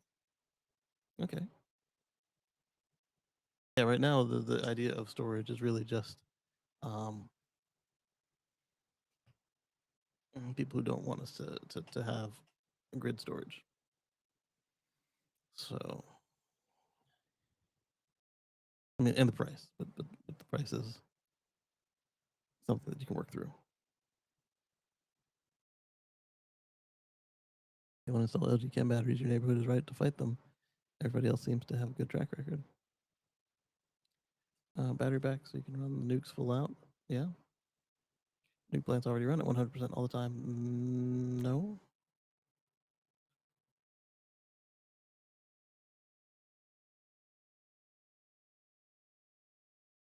They're considered baseload power. That they are. Other plants are cycled to respond to change. Oh, that's what you mean. Yeah, they run at steady state, but they don't run flat out. You can still turn them up. You can turn up baseload. Not easily, but that's the whole point of it being baseload. Batteries plus nukes would allow Scotty to say, Captain, I'm giving you 110% power. So how do you square that with Joe's comment? Southern has a problem as they have billions set up in nuclear power plants. To be efficient, they need to run them as much as possible. I'm honestly not sure. Grid batteries would help the rest of the power generation be more efficient, but all 8 of Southern's reactors are running at 100% power unless something happened causes them to reduce power or they're offline for refueling. Okay, so maybe this particular one. And each unit only needs refueling once every 18 months. I do wonder if they don't run at 100, what are they running at, like 90, 98, 95?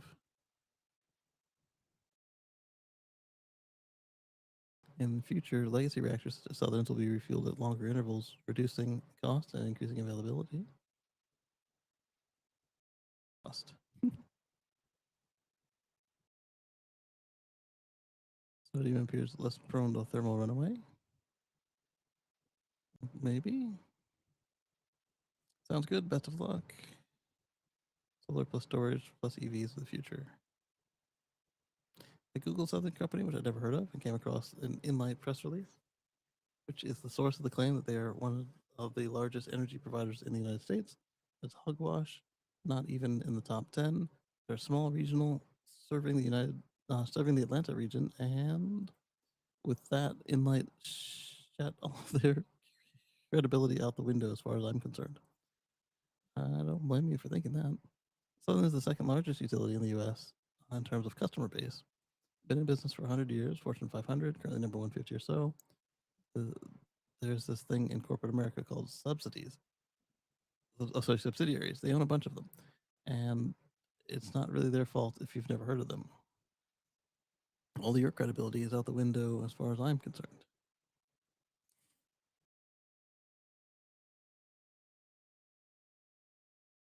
Different person. No, same person. So what you're saying is they own a ton of tiny systems. Do they operate them or just collect monopoly pieces as venture capitalists? Good question.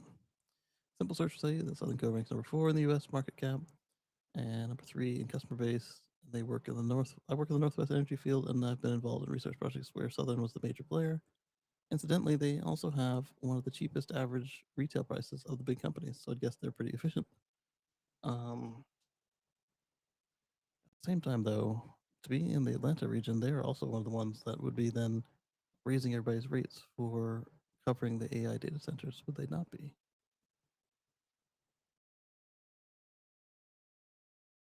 Okay, so next in our notebook is item number 2.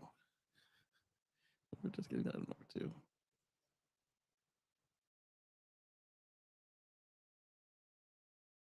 All right, so this one, silent safaris are here, and electric safari vehicles get proven UK-built EV conversion kits. I would like the idea of conversion kits.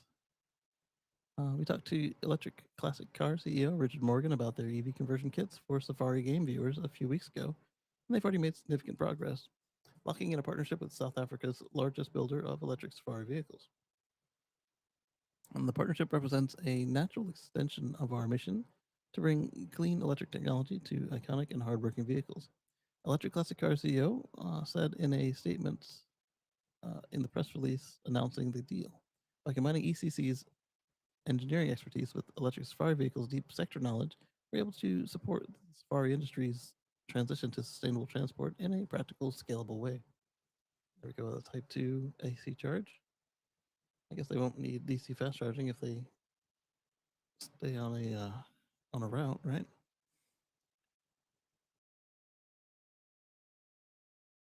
Da, da, da.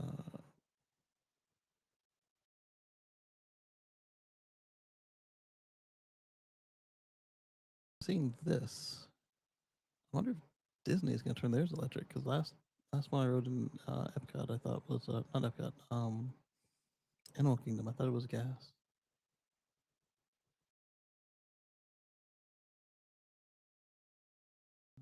An ungodly priced ripoff. Great idea. It just cost too much. I could do them at 20% of the cost in likely 10 lots. I'd buy cattle, other rolling chassis with a custom composite body for far more performance. SC and 20% of the costs for the EV parts. Do they have a price, or did he go look it up?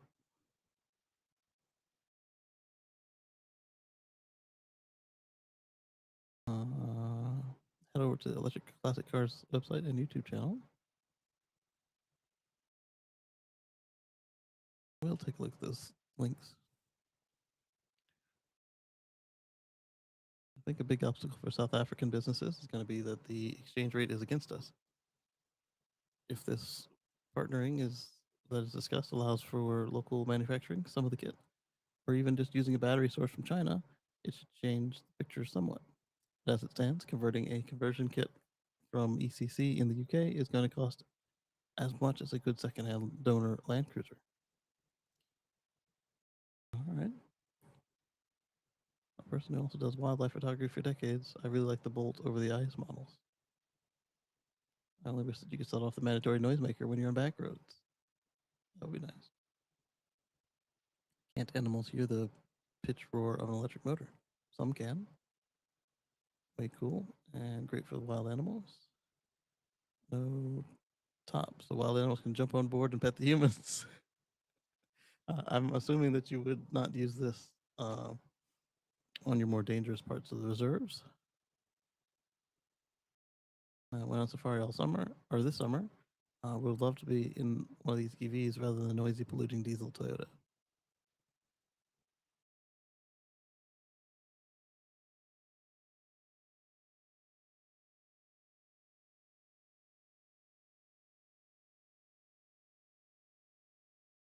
All right, so let's go ahead and look at some of these links they gave us. Curious what Freedom was talking about with the pricing.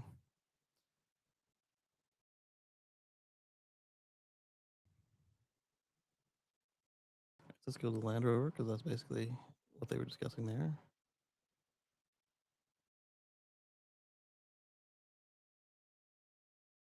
Motors, Tesla drive unit, power 450 horsepower, 0 60 in 3.8 seconds. Weight, same as the original. Battery pack 100 kilowatt hours. Charger 21 kilowatt AC. CCS. All right, so 21 kilowatt is going to be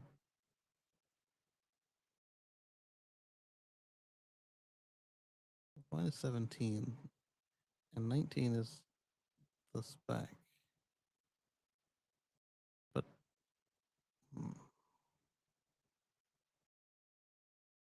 are these guys UK? Yeah, they are UK. I was about to say because if you got the three phase or not American power, then you could do 21. But America, it's limited to 19 kilowatts. All right, range up to 170 miles. Drive mode selector, off-road mode, power steering, 3-seat front layout, fold flat seats, fold down seats, sorry. Electric parking brake, traction control, 3 limited slip differentials, and upgraded axles. This video is a call for price situation. Yep.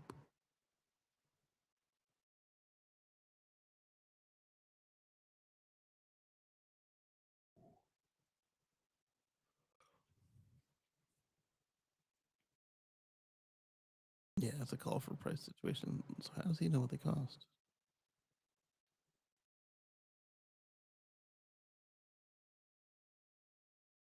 Or is he looking at their components and knowing they cost too much? Or did he call them?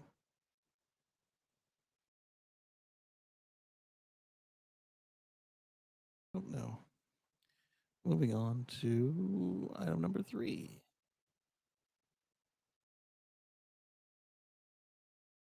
Copy link.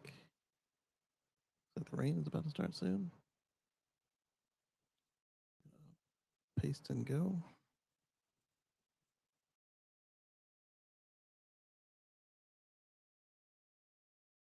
Virtual power plants thwart plot against renewable energy. So as I was saying earlier about how people want to keep us from having grid-based storage, we do have, as I've always contended, that the money will take care of a lot of these skeptics. And a lot of the other skeptics are only skeptical because they make their money from fossils.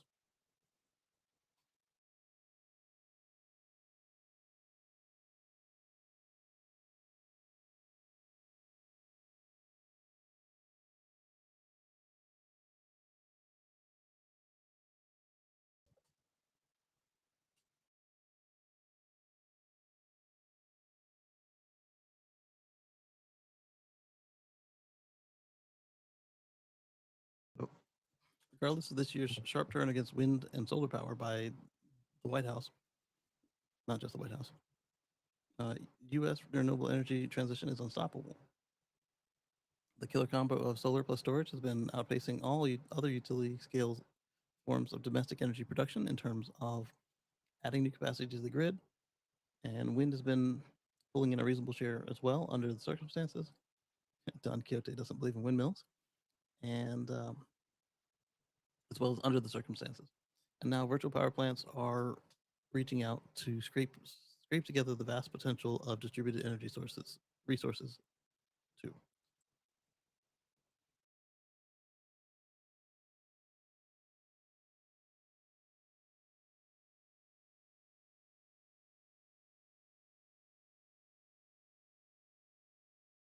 Without getting too deeply into the weeds, distributed energy resource, or DER, generally refers to anything that produces or uses electricity outside of the traditional model of centralized plants. So alongside rooftop solar panels, bidirectionally equipped EVs, home energy storage systems that can feed electricity back into the grid, a DER network can include refrigerators, EV chargers, thermostats, anything that makes any other device that sucks electricity out. When all these resources are connected, grid operators can automatically call upon thousands of far-flung energy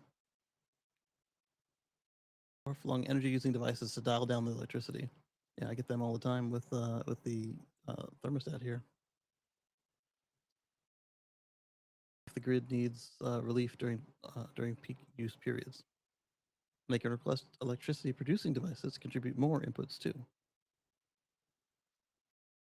All goes according to plan. DER systems can manipulate enough load shifting to avoid the construction of new gas peaker plants, which would otherwise be needed to fill in the gaps during regular use periods.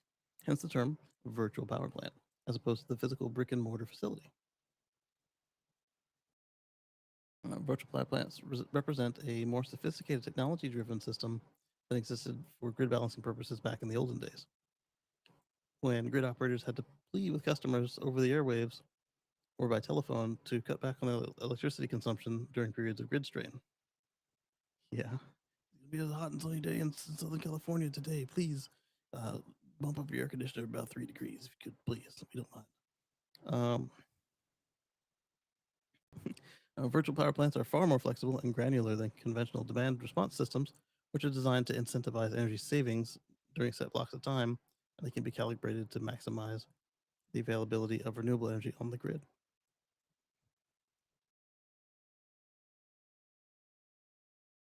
Home security systems. I didn't think about that part.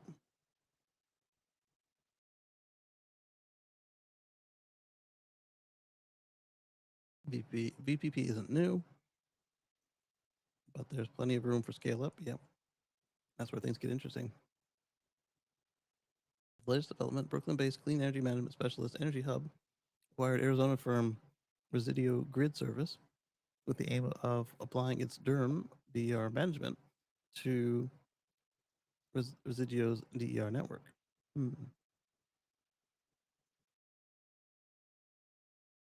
The glowing industry shift towards using a single integrated edge distributed energy system platform to manage all distributed energy resources as utilities plan. Yeah, that mouthful acronym's all in one bite.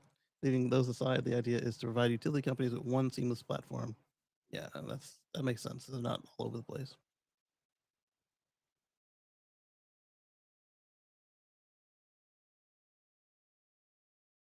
A driverless Tesla day upvoted.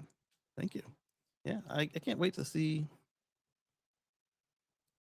more of these driverless Teslas because if they get this done by year end, like Elon was saying, 3 weeks, I think that would be impressive. One, for him being able to keep a timeline, and two, for what it represents. Even if they're not like running at full speed with it, just even like a couple of them, they're running empty. That is a milestone right there.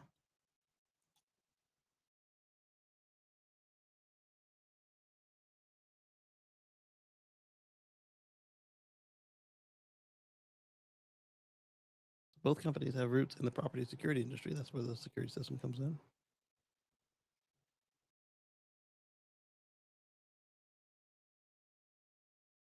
It could be better than power. Solar industry has already established itself as the quickest and most economical means of adding more kilowatts to the nation's power generation profile. It's difficult to top that record, but stakeholders in the VPP space are determined to beat solar at its own game. However, advocates maintain that a vast amount of untapped grid capacity is already at hand, which virtual plants can tap with a bare minimum of added infrastructure. VPPs are the fastest, cheapest, and most customer-centric solution to load growth.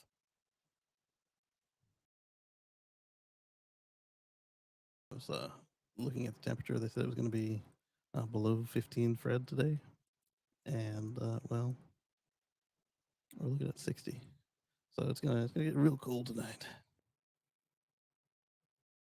And batteries at 95%. We've been pretty easy on it considering the limited input it's getting. It's getting 189 watts in. And I haven't turned down the server at all. But it's only putting out 842 watts. Is everything on over there? Yeah. Oh, you know what though? The work computer is off. It could be the work computer, and I bet you that thing doesn't spin up the way it's supposed to. Usually we're sitting at 1300 watts for the room. And I've got these lights and stuff on too. Interesting.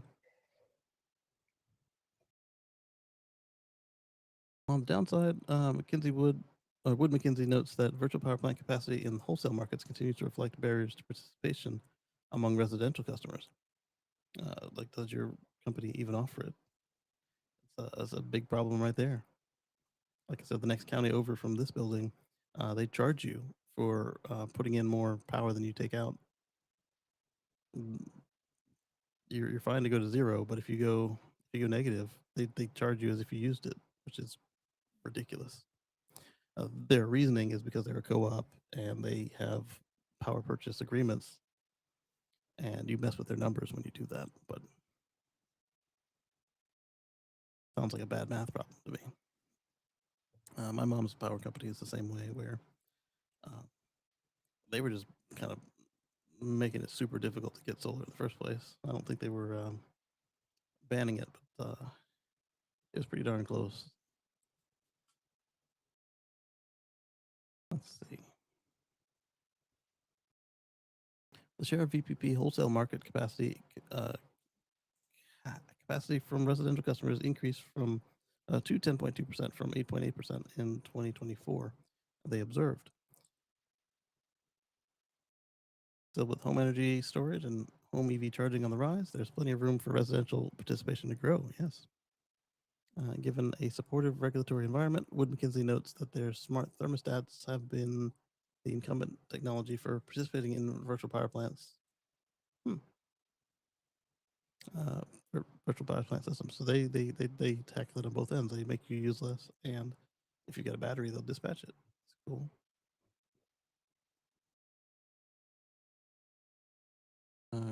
Home batteries and EVs were featured in 61% of deployments over the past year.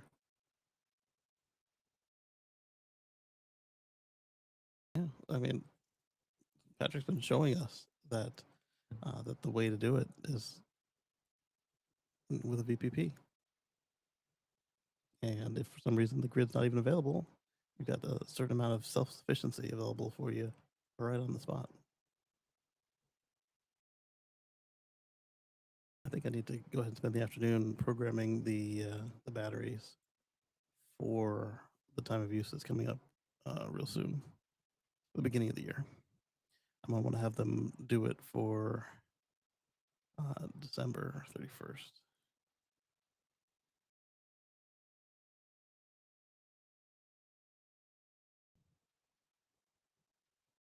No, I won't.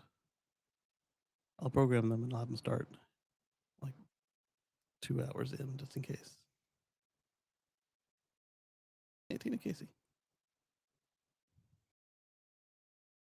VPPs could be and would be if they were already widespread. Utilities already have a system they use for wholesale buying, selling power, usually real-time pricing. The only real choice with 100% renewable energy. Most present VPPs rip you off like Tesla's, where you buy the gold mine, uh, battery inverters, solar. Tesla gets almost all the gold. You get very little. Oh, you buy the gold mine. Okay. I don't know. The checks I've seen people post are pretty nice, but if they're saying that Tesla takes more of it, then that's interesting. In the future, I see microgrids with 5 to 500 members with only one grid connection, buying and selling power wholesale. As with more EVs and vehicle to grid sell, these would be dead easy to do as so much storage on demand plus power home plus power.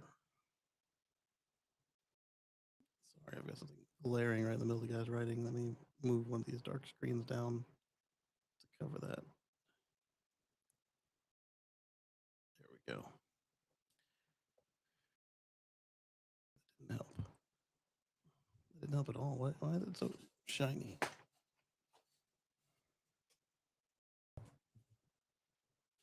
Oh, but if I sit here, it's all right. I could turn the tint up on the glasses, but I don't want to do that.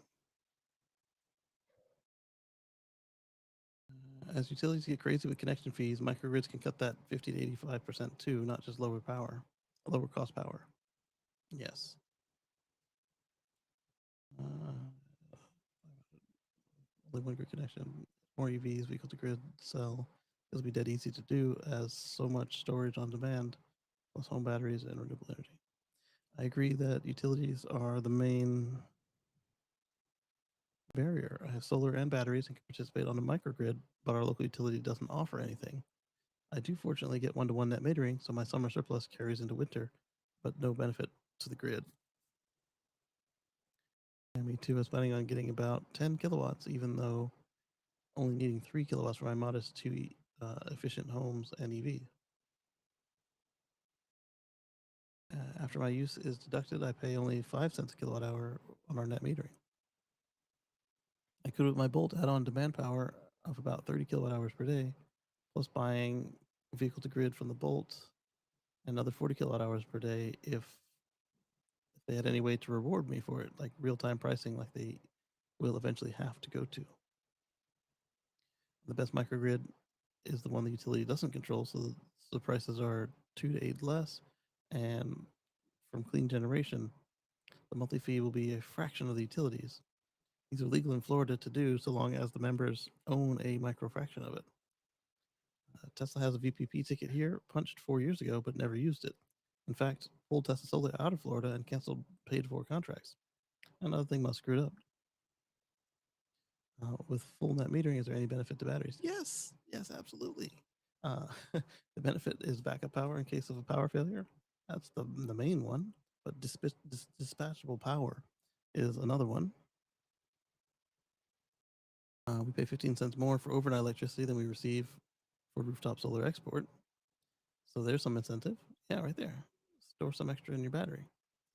But there's some incentive about $900 a year. But pair of power walls plus gateway is $27,000 Canadian a couple years ago. You don't have to get the power wall.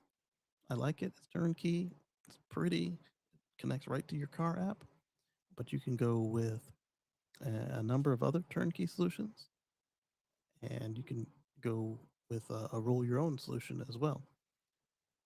And if you're not looking to spec something out, there are local solar companies that will be able to do you for less than that. Also, get some quotes because that sounds a little high. Let's see. So,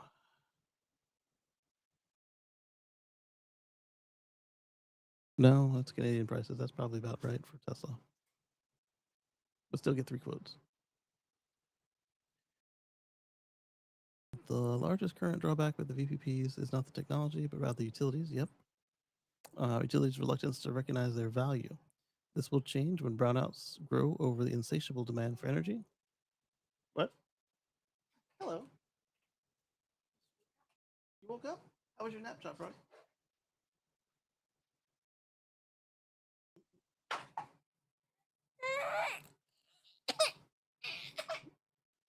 You missed me, but you don't want to sit with me? Oh.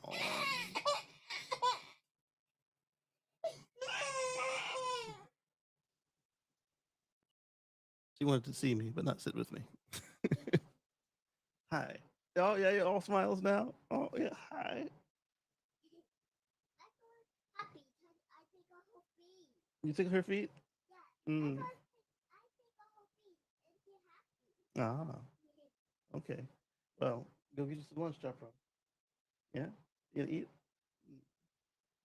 Okay. You hurt my feelings a little bit there. Mm. Okay, so back to this. Vehicle to grid may come into play with government. May only come into play with government intervention. That's a possibility, and I don't know that we. How much do we want to get the government involved in any of this? Is the question there.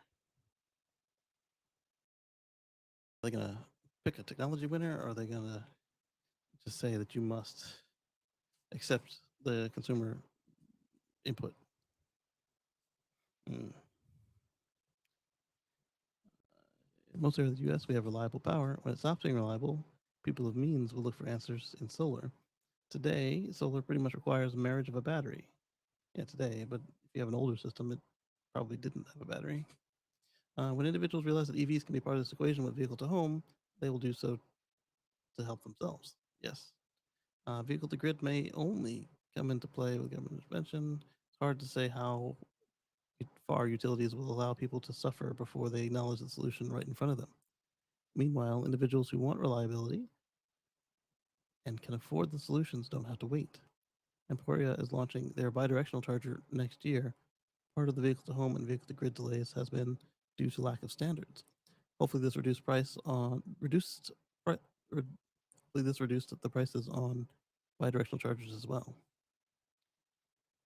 The reason utilities are not interested in controlling 20,000 2 kilowatt resources is not worth it.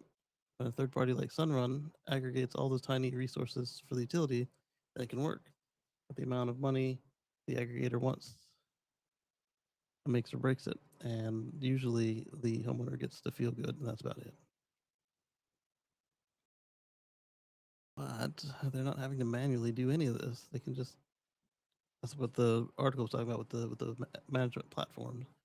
They can just go to their thing and say, "Hey, we need this," and then that's what happens. So, who has a 2 kilowatt system? Even 5 kilowatts are uncommon. My utility says the norm is 8 kilowatts. Yeah, mine was large, and now it's kind of small, 7 and change kilowatts. But it's got 8 kilowatts of panels up there. 12 kilowatts and up is now plenty of value to the grid.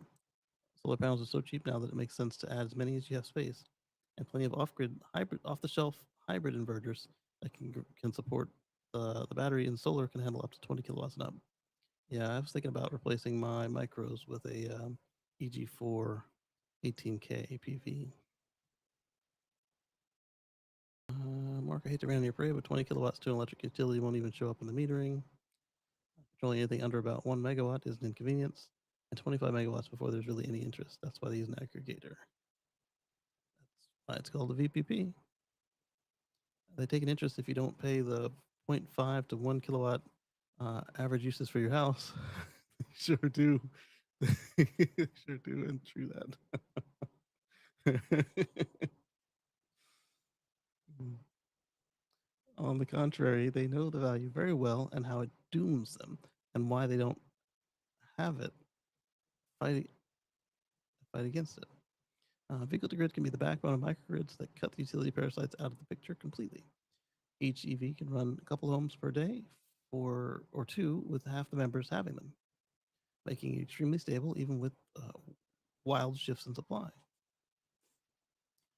Thus, able to buy the lowest cost power if needed, sell at the highest price or demand. In 2024, U.S. standards were set, and large solar inverter companies have built vehicle to grid, built in now. The only thing needed is to let people into the wholesale market that runs on real time pricing. In most of the country, they'd have little value until daytime solar strays into the negative. Excuse me, negative price range. And the generation utilities might make nearly all their profit back during the evening peak. So moderating the price using batteries of any size is not something they want to do. No, they don't want to moderate the price, but we do. Sunrun is by far the largest provider of VPP capacity with their solar plus battery program. IRC, they do vehicle to grid too. Somebody just went out of business. Was it them?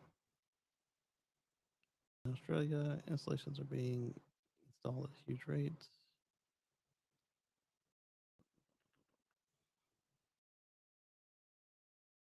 It's Sankey graph. I love looking at Sankey graphs. AI data centers outbid aluminum smelters for power. Wow. So not just your storage and compute and RAM, our aluminum is getting more expensive because of AI data centers as well.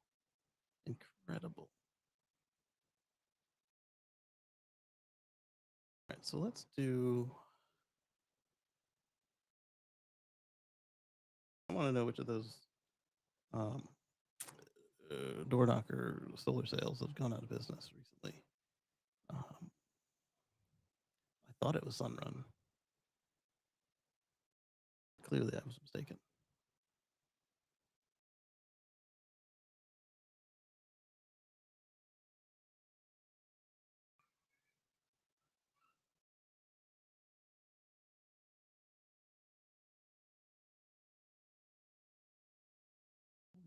Dun, dun, dun.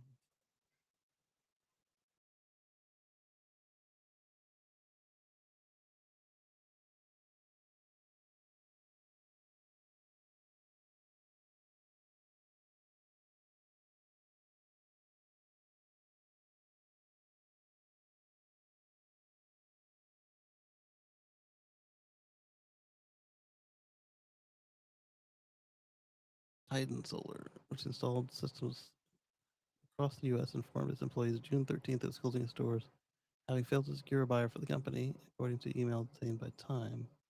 In the email, Titan said that it helped over 100,000. Dot dot dot.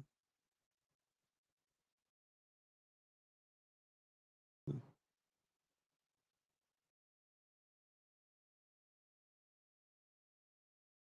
I'm guessing that the people complaining about either Vivint or Sunrun were people who bought houses with leases on them. So let's continue. The next item in the notebook.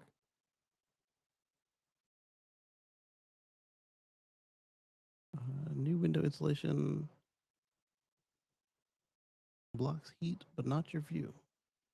From Boulder, Colorado. University of Boulder, if I'm not mistaken. University of Colorado, Boulder. The new window installation blocks heat, but not your view. This is Pentapane Mochi IGU.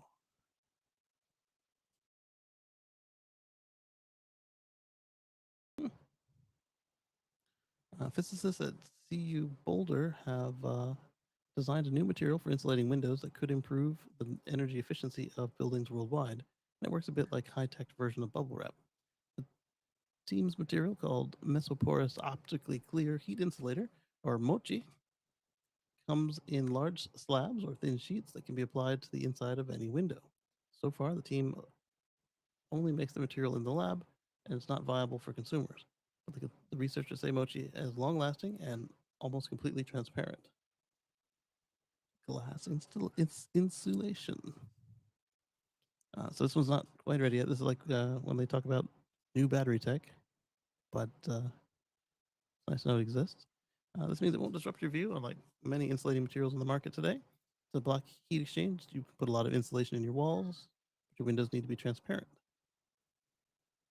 Yeah.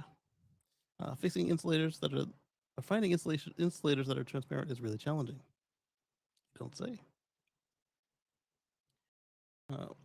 Buildings from single-family homes to office skyscrapers consume about 40% of all energy generated worldwide. They also leak, losing heat to the outdoors on cold days and absorbing heat when the temperature rises. They aim to slow down that exchange. The Mochi material is a silicone gel with a twist. The gel traps air through a network of tiny pores that are many times thinner than the width of a human hair. Those tiny air bubbles are good at blocking heat, are so good at blocking heat that you can use a Mochi sheet just 5 millimeters thick to hold a flame in the palm of your hand. No matter what the temperatures are outside, we want people to be able to. We want people to be comfortable, be able to have comfortable temperatures inside without having to waste energy. Bubble magic. The secret to the Mochi comes down to precisely controlling those pockets of air. The team's new invention is similar to aerogels. Okay. And we've probably all seen the videos of the aerogels at work. NASA uses aerogels inside its Mars rovers to keep its electronics warm. And like Mochi, aerogels trap countless pockets of air, but those bubbles tend to be distributed randomly throughout the aerogels rather than throughout the aerogels and often reflect light rather than letting it pass through. Yeah, because aerogels tend to be kind of a hazy thing at their thinnest, or a slight color at their thicker, more opaqueness. And these materials often look cloudy, which is why they're sometimes called frozen smoke. In new research, they wanted to take a different approach to insulation. To make the Mochi, the group mixes a special type of molecule known as surfactants into a liquid solution, and these molecules naturally clump together to form thin threads in a process not unlike how oil and vinegar separate in salad dressing. Next, the molecules of silicone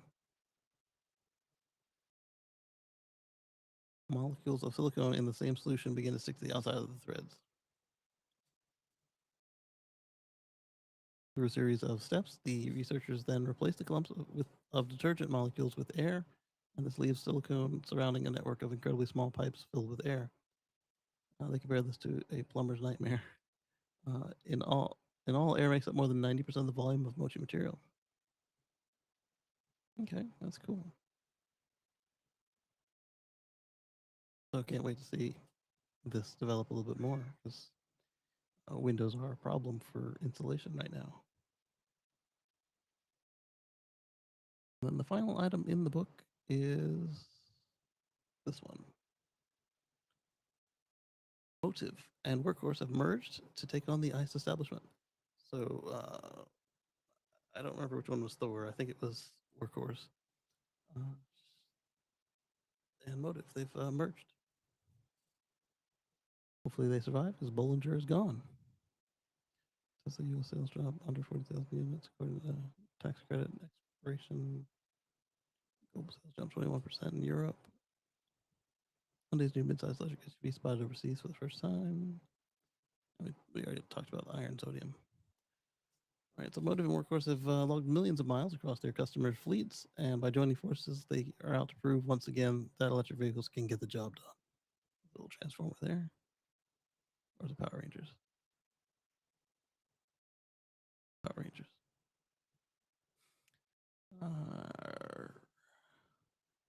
Following shareholder votes last month, Ohio-based Workhorse and San Francisco-based Motive are merging to form one of the largest commercial electric vehicle and last-mile delivery telematics solutions companies in the industry.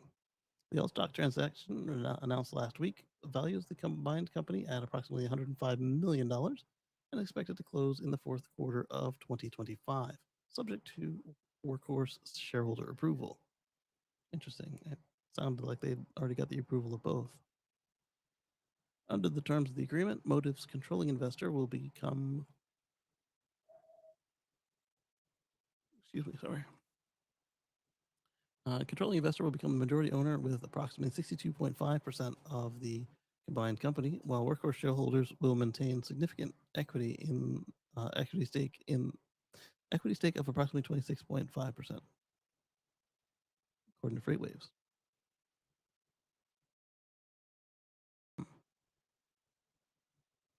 The combined Workhorse's manufacturing capabilities and nationwide dealer network with Motive's proven product portfolio and existing fleet relationships.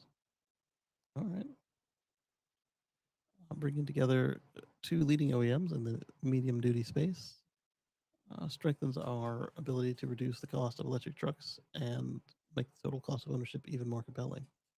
It's good to see. See the two of them succeed together versus having any troubles separately.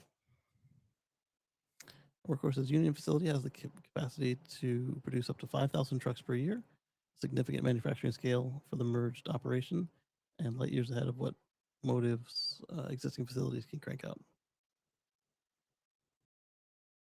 A significant milestone for Workhorse. Our customers, our stakeholders, and shareholders, says Rick Dausch, CEO of Workhorse and advisor to the new combined company, told FreightWaves. We believe Motive is the right partner to support advancement of our combined product roadmap and capture new growth opportunities. And there's a FedEx example right there. The new combined electric box van company will be in life with 10 of the largest medium duty fleets in North America as existing customers and hopes to expand their line of offerings into the electric bus and RV markets in the years to come. Nice. Though begin life, I guess.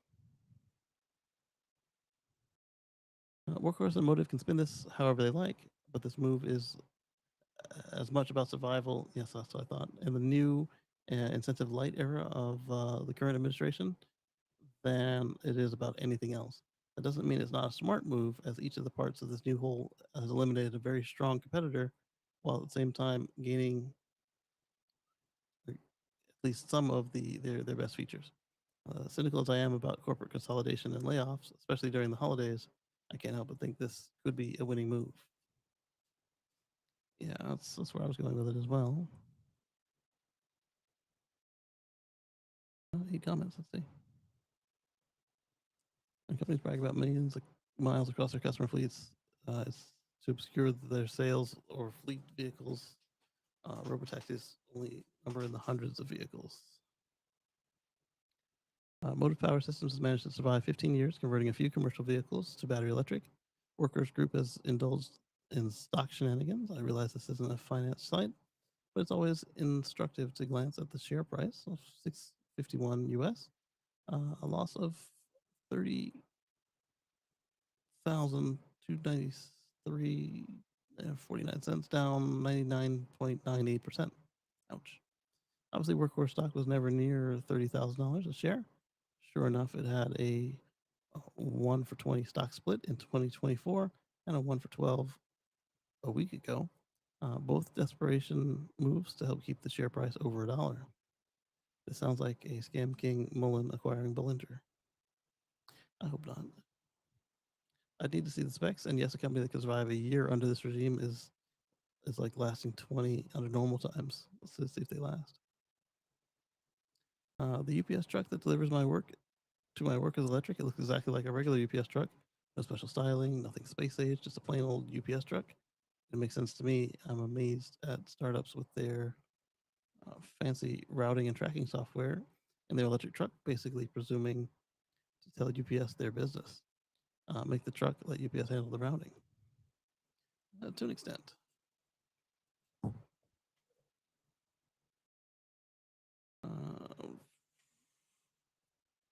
Sometimes UPS might want to buy some routing from some people. Sometimes they don't. If those companies knew it all, then third-party consulting wouldn't be a multi-billion-dollar business or industry. I don't want to reply to it. The odds that the one developer you can spare to do this knows it better are laughably small, however.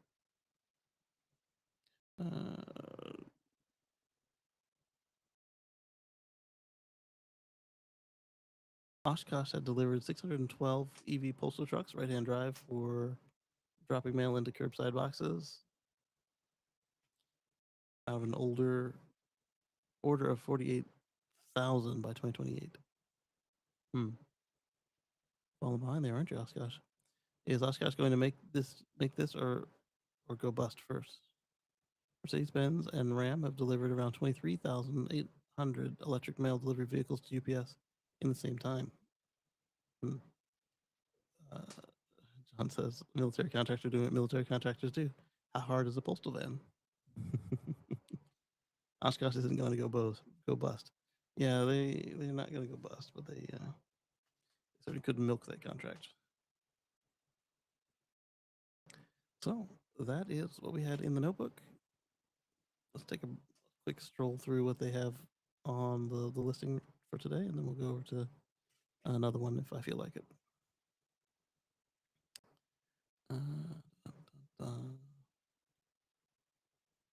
Volkswagen's Robotaxi gets the test in Wolfsburg. All right, so I noticed they've got 4 LiDARs poking out, so it looks cleaner than a Waymo, but not as clean as a Tesla or Rivian.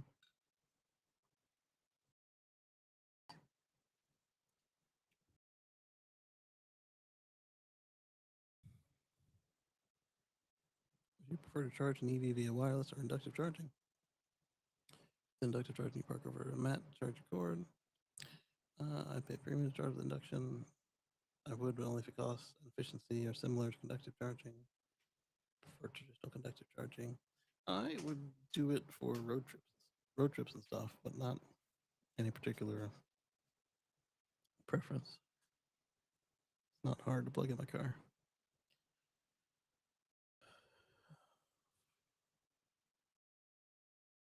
Past classic that deserves an electric update, Honda Element. That would be fun. But the Honda Element was basically just a fat Civic. So, what is this? Oh, concept car opinion. Chinese Buick Electra EV may be coming to the US after all. Good. Vale, Caterpillar set to expand autonomous mining operation. Okay. It was funny to me to find out that these weren't supposed to be headlights; they were air filters.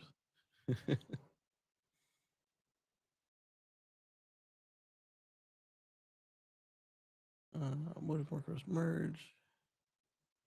Toxic Pennsylvania mine land is about to become a solar farm. Okay. Rush Township supervisors in Center County, Pennsylvania voted this week to greenlight a key permit for Black Mountain Solar Project, a large solar development that would turn toxic former mine land into a source of clean power.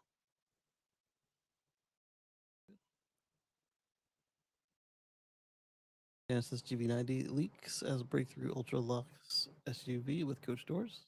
Video. Battery storage hits $65 a megawatt hour, a tipping point for solar. That's good. Tesla Optimus fail, Rivian AI Day, Mercedes GLB, and more.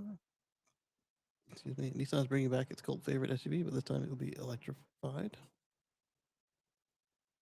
So it's gonna be like the Outlander. or worse, just be a hybrid. Solar's Christmas sale. Musk brother unloads 25 million in Tesla stock as price surges past 450. So what is he getting ready to spend the money on? Although Kimball sells regularly.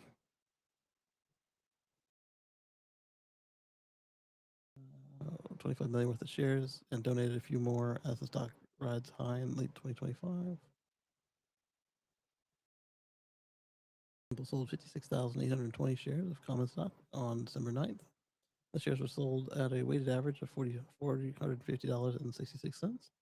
Individual transactions raised between 450.44 and 450.90.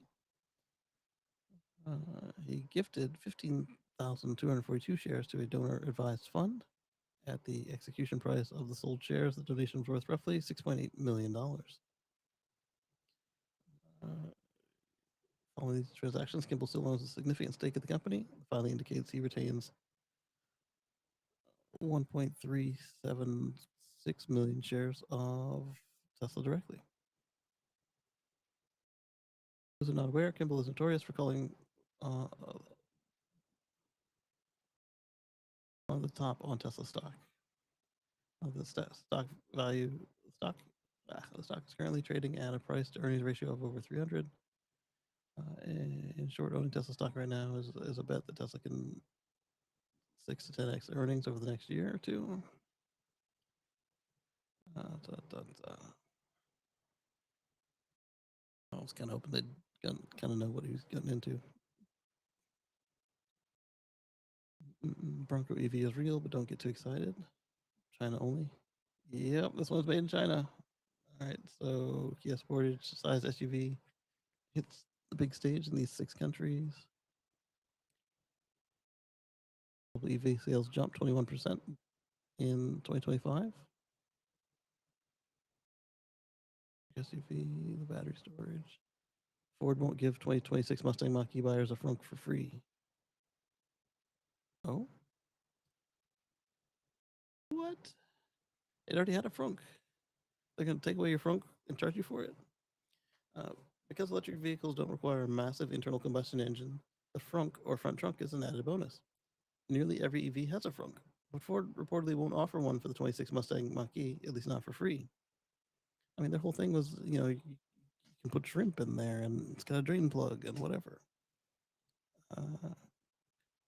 Speaking with the electric duo on YouTube recently, Teddy Acme, Ford's new Mustang Mach-E brand manager, said that the drivers were not using it as much as the company expected.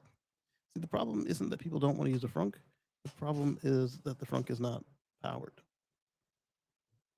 And that's why people don't use the frunk on most Teslas and others that actually have frunks, because they have to manually deal with them.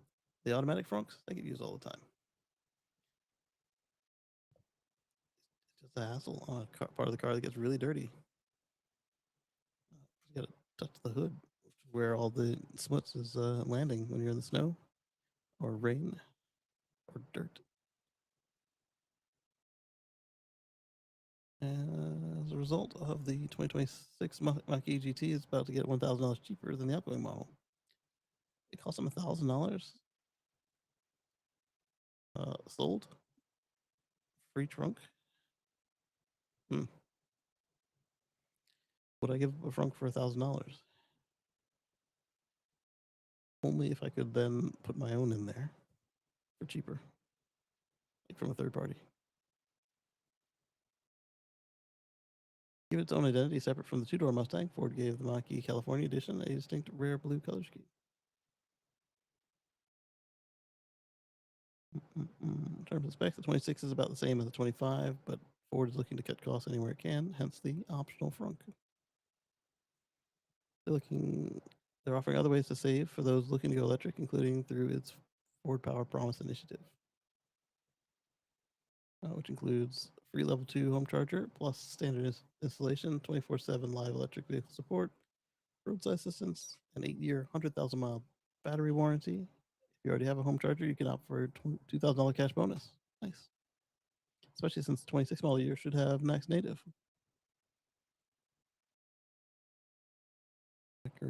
Lucid is on track to build 18,000 EVs this year as production hits a big milestone. I'd expect that number to be higher, as old as they are. Ford and SK on kill a massive $11.4 billion US battery joint venture and split factories between them. Sad to see.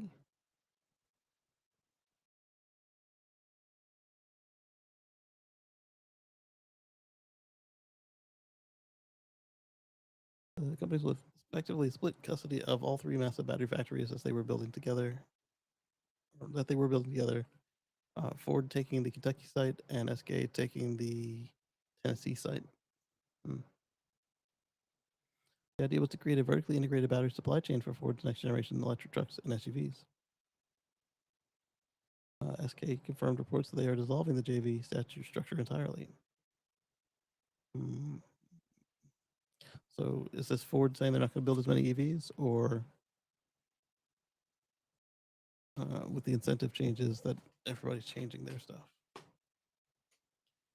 Oh, here we go. The battery maker was surprisingly candid about the reasoning, stating that the split allows them to supply batteries to both EVs and energy storage systems, not only to Ford, but to a wider range of customers. So SK is seeing profit potential in selling these data centers and utilities, making up for Ford complaining that they can't sell the EVs, or Ford dealers anyway.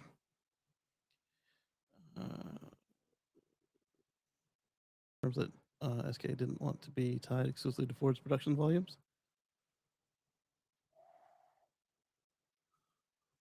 Which have been fluctuating wildly over the last year as the automaker adjusts its EV strategy. SK explicitly mentioned expanding into the energy storage systems market, a sector that's booming right now, using the capacity at the Tennessee plant.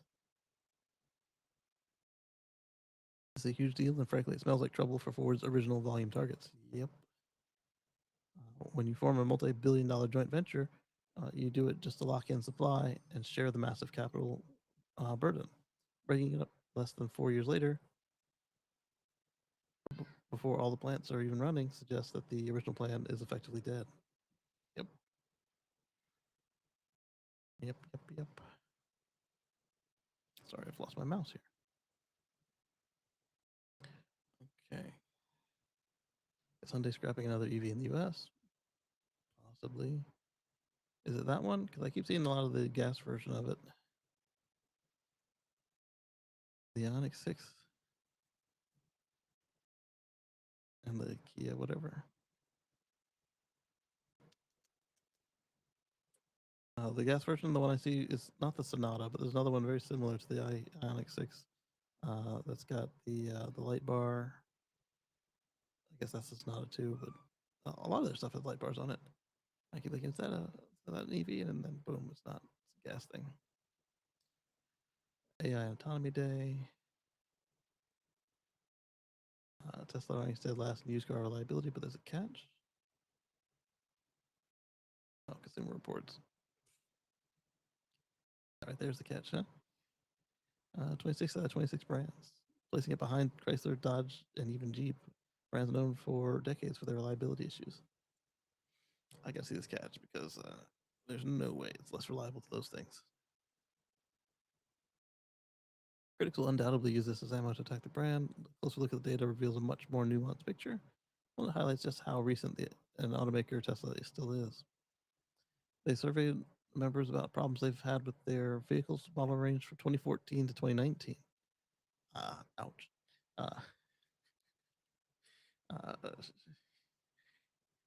Most of the Teslas with problems were in that model year range. 2019 is when they finally got their stuff together.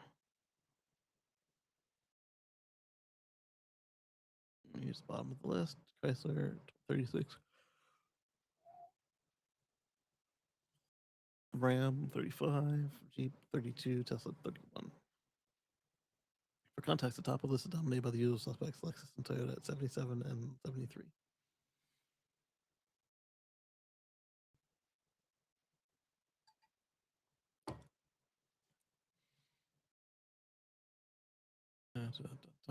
Understand the catch for Tesla. Low score for Tesla is primarily driven by Model S and Model X from those specific years. Yep, called it. 2014 and 19. Yep, because 2021 the X and S got redone. 2020 there weren't really any of them. There were some hiding around somewhere. And then for 2021 it was redone, and then of course you had the three after the heat pump came out, 3 and Y. Model S from 2012 2015 had notorious issues with its drive units and door handles, and the X launched in late 2015, famously dubbed by Elon as a car with hubris due to over engineering, particularly the Falcon Wing doors. Mm-hmm. CR wrote Tesla, for instance, is ranked low in terms of car reliability when looking at how their models ranged from 5 to 10 years ago hold up. The company faced numerous issues years ago as it introduced all new models and ramped up production, sometimes even working on cars in a factory parking lot. However, the American automaker has made significant strides, and its latest models have demonstrated better than average reliability, placing the brand in the top 10 of our new car predictability ratings. Okay, so even the publication acknowledges that these are two different companies they're looking at, old Tesla and new Tesla. 3 and Y are simpler, third generation vehicles that have benefited from the painful lessons learned during the S and X ramp. Mm-hmm. Dead last is bad, but again, Tesla is still a very new car company relative to the broader market. As CR noted, there are good signs that newer Teslas are much more reliable. What is clear is that long term reliability still needs to be proven, but CR has a lot of data that enables it to predict that the newer Teslas should score much better than the real world results we're seeing now after 5 to 10 years. It's based on the short term, 2 to 4 years reliability data that we've been seeing on newer Model 3 and Y vehicles. And they think that's fair. When you think about it, 5 to 10 years ago, Tesla was only producing cars for 7 to 12 years and from the ground up. Yeah. And only for 3 years with the Model S, which was Tesla's first real vehicle designed from the ground up. And now Tesla has been producing vehicles from the ground up in volume for 12 years. Oof, 76 comments. I don't know if I want to get into them. Here's some small cars that the president should bring to America yesterday. He's not going to do jack. Vietman, and that's in response to Trump saying he liked seeing the K cars over there. Jeep Ram maker turns to more affordable vehicles and emergency room push. I saw somebody went to a Chrysler lot the other day and they had Wranglers for $100,000. Wranglers. This thing here with the no doors. Actually, not even this one. This was the square one. Does this look like the New Liberty? They're bare bones little mail truck, basically. $100,000. Yeah, they have an affordability push they need to get on right now. Yeah, you know the looks like the VW thing, but the Jeep version of this. Moke or Moki launches its 50-mile-per-hour open-top electric automobiles in California. BP Pulse cranks out DC fast charging with Arizona debut. Cadillac Lyriq, Chevy Blazer had some of the biggest lease price drops in December. EV incentives climb as prices soften into late 2025. Hyundai's new small EV has a wild arrow hatch design and ducktail spoiler. Yeah. Looks kind of cool.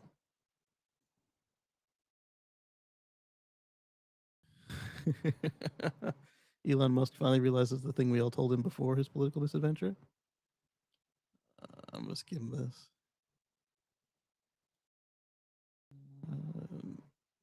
On his podcast this week to express regret over the time he spent trying to destroy the American government, claiming that he wouldn't do it again.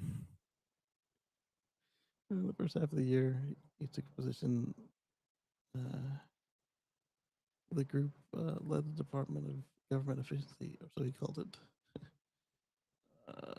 Despite the fact it was never an actual government department, nor did it actually do a whole lot to increase efficiency, as we'll see below. Yeah.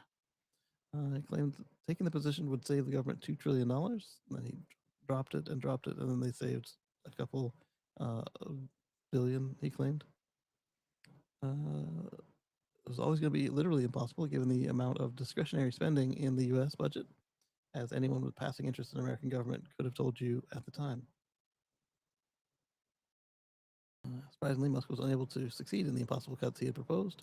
After less than half a year, incidentally not far off from the 130-day cap for unofficial advisory positions, he left the position amid a fiery breakup with Mr. Trump.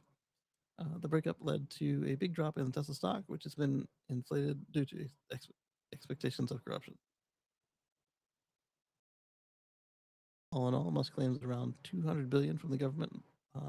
He cut around 200 billion from the government's budget, but actually, an analysis showed that those numbers were fake. Every number he ever gave us was proven fake. So doesn't surprise me to find out that the final number we got from them was also faked. Actual analysis show that the numbers were fake and that the actions likely increased the budget deficit.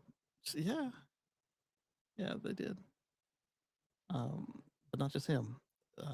On his back, they increased it even further. So we'll see the postmortem of this afterwards. What happened? Millions of deaths. Yep. In the interim, they passed a law that gives away $4 trillion to the same wealthy elites. There we go. How was actually harm Tesla, not just the U.S. Cosplaying as a government official had other effects than his failure to effectively cut waste. They turned public opinion against his companies. Yep. Last couple of years, they increasingly tried to involve himself in politics, both the U.S. and abroad.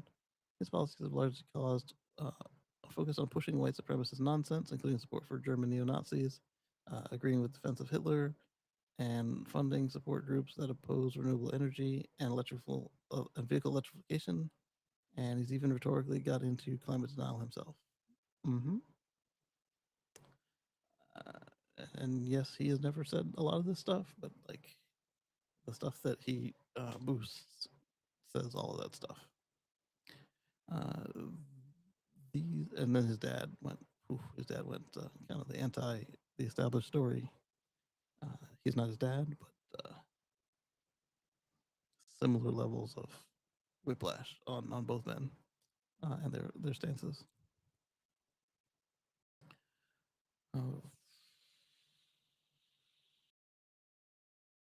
As a result, Tesla sales. Wait. These actions directly harmed Tesla through the loss of expected revenue and have reduced the brand's profile in the public eye. Mm-hmm. Tesla is now the only EV brand with negative perception, and it's due to Musk himself. His actions have driven protests against the company, embarrassed owners, and pushed many customers away, including business customers. Mm-hmm. As a result, Tesla sales have been falling both in the US and around the globe. I don't know about that part, but they definitely have been struggling to grow on account of that alone. And then whatever else is going on in the world. All told, one study found that the cost of Tesla over 1 million sales in the US alone with his brain dead political takes. Even his own company had to chide him.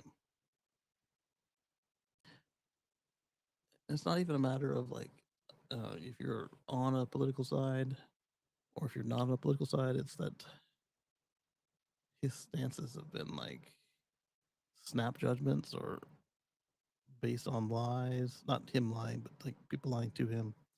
And so he's been pissing off people on both sides of the aisle.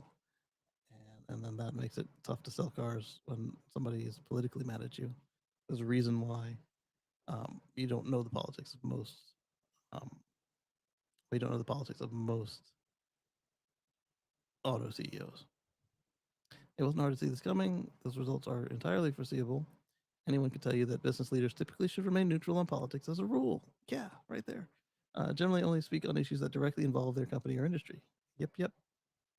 Not saying that you can't have an opinion, but there's a reason why you only know that GM cares about battery cars when you try to take away the incentive. Wading into wedge issues and identity politics as a business leader can only serve to turn off your customers. since negative motivations are generally stronger than positive ones. You will net lose sales if you even if you appeal to some portion of the population with your advocacy. And if you do advocate for something, it should probably be for something that will help your companies rather than hurt them. Hello, Joshua. Dada, I'm Dada. Oh, you have your sock? Yeah, you did. But Elon Musk is different. That's for sure. Hi, Jeff.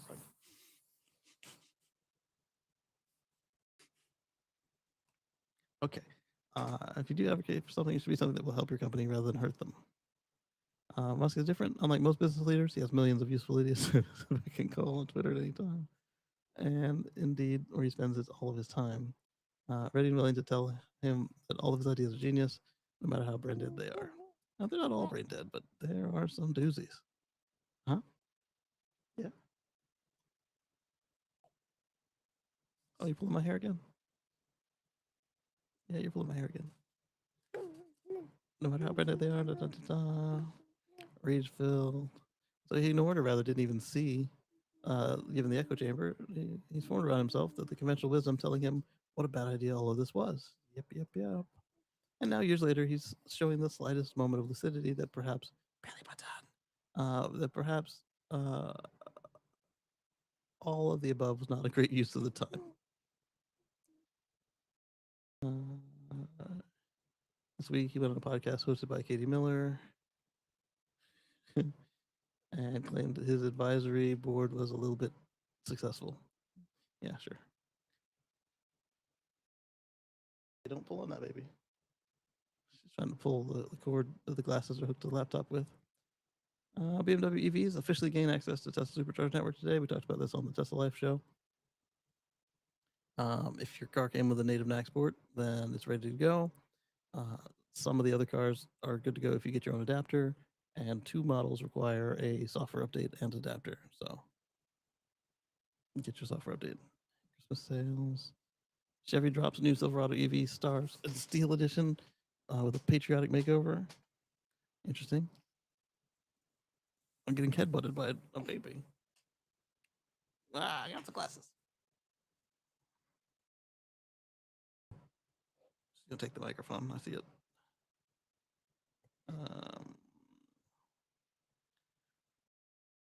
Elon Musk delusionally claims Waymo never had a chance against Tesla. Maybe in the future, but at the time they sure did. Kia Seltos has EV vibes, but it's not actually electric. Oh, that's unfortunate.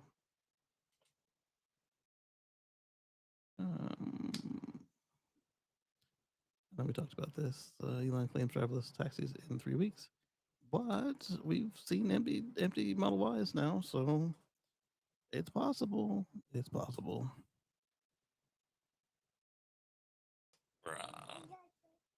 Huh? Yeah, I'm Dada. Yeah, I'm Dada.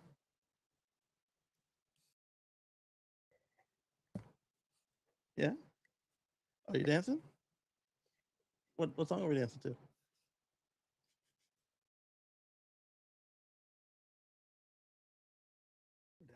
We're dancing to a song. I don't know what song, but we're dancing to a song here. All right, no safety monitors, $10,000 discount enough to overcome your ID Buzz sticker shock? Nope, it's too expensive. Peterbilt takes aim at medium duty EVs market with a full line of trucks. How did I miss this one?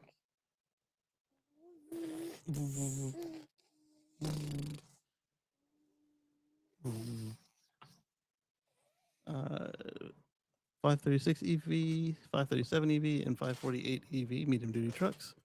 Slot into the same versatile medium duty segments as the company's fleets already know, but swap diesel power for the latest PACCAR E powertrain with up to 605 horsepower and 1850 foot-pounds of torque available at 0 RPM.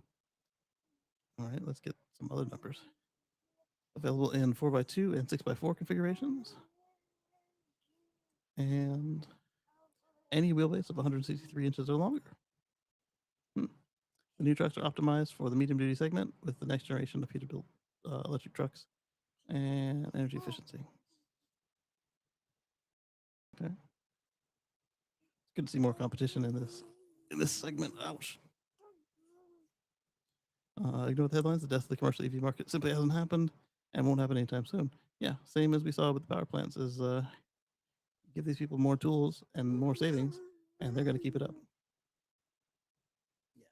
Subaru's new electric SUV delivers over 300 miles range, and it starts under 35. It looks like the Toyota CHR, I believe it is, but as an EV. But that's its shape. I don't know if it really is what it is or not. Like a Corolla Cross, smaller than the BZ, they say. The Sport and GT variants deliver 285 and 270 miles of range. All-wheel drive system packs a combined 338 horsepower, which Subaru boasted is more than the Hyundai Kona and Niro. So they're going for the Kona and Niro as their market. The Trail Seeker and like the 26 Trail Seeker and Solterra, the Uncharted EV has a battery preconditioning system that boosts charging performance in cold weather. So unlike the our Canadian friend last year with the BZ4X, who had to wait 45 minutes because he didn't pre-charge his car. Couldn't. Charging speeds up to 160 kilowatts. That's surfaceable. Electric SUV can recharge from 10 to 80% in around 28 minutes.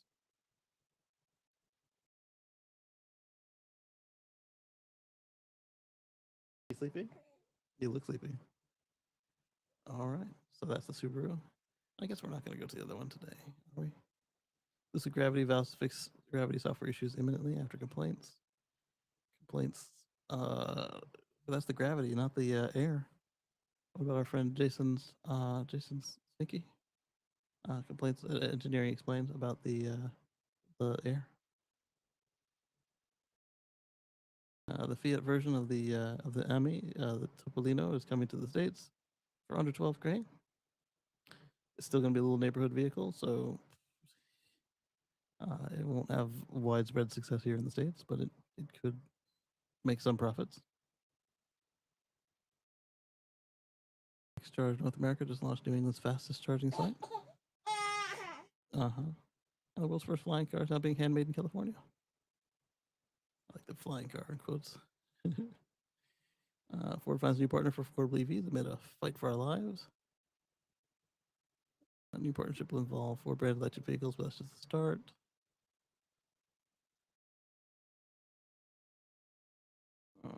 Renault. Okay.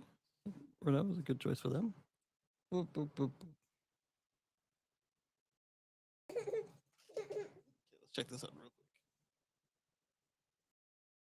quick. By 2026 will be the best year yet to buy a used EV. Yeah, I'm Daddy. I'm Daddy.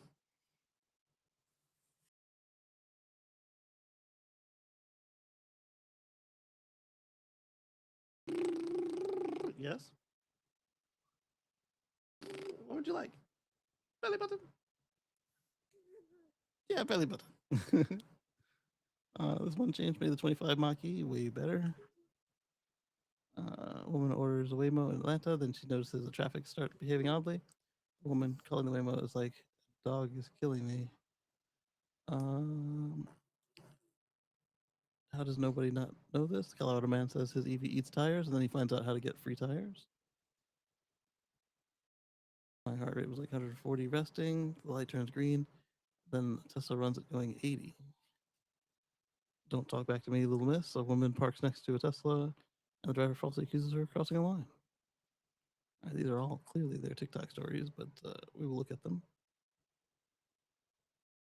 2025 was a big year for hybrids and PHEVs. 2026 will be bigger. Yep, because they just got breathed a new life, except for in England where you get triple taxed. Let's go to Vision O. It's a cool electric wagon concept you can drive. That does look cool. But as a concept, I will scroll on by. GM pulled the plug on CarPlay. This mod brings it back. Interesting. The Slate truck has roll down windows, but this guy has a brilliant solution. He invented a power motor crank. Get off of that paper. Let it go. Let go, madam. Yeah. Yeah. Yeah, yeah, yeah. Yeah, yeah. Oh, really? Here. Say what you need to say. Oh, don't eat it. Don't beat it up. Stop. Yeah, you talking? I don't hear you talking. Yeah. Oh, kisses. Yeah. Don't hit it. Don't hit it.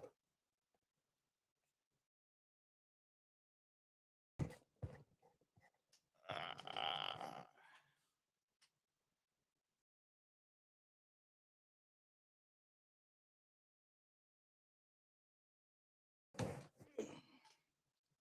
Causing Waymo more problems than necessary. A man pulls out of a San Francisco garage and catches Waymo's in a standoff. I think I'll click on that one because it was a funny picture. I'm not smart enough to figure it out. Woman gets Tesla supercharger and realizes she has no idea how it works. That's a terrible idea to run with a story, even if it's true of that one woman. Tessie always got my back. Woman leaves night shift in her Tesla, and then she sleeps during the solo ride while it's an FSD. Whoa, no, no, no, don't do that. Truck doesn't lose kilometers when it gets cold. Cybertruck driver says it's the best winter car he's had. I mean, it might be a good winter car, but it definitely loses in the wintertime. That's what the Cybertruck is for. Man takes Tesla off-roading. Can you do that? Any car with a heater will do that in an hour. Man tries to defrost his Tesla in the snow. Doesn't go great.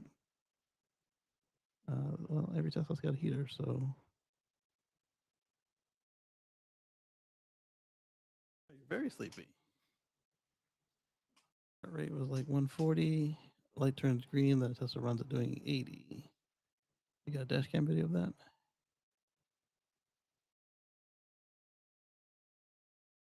Almost the last day on earth for Cody Dial because his car almost smacked the shit out of me.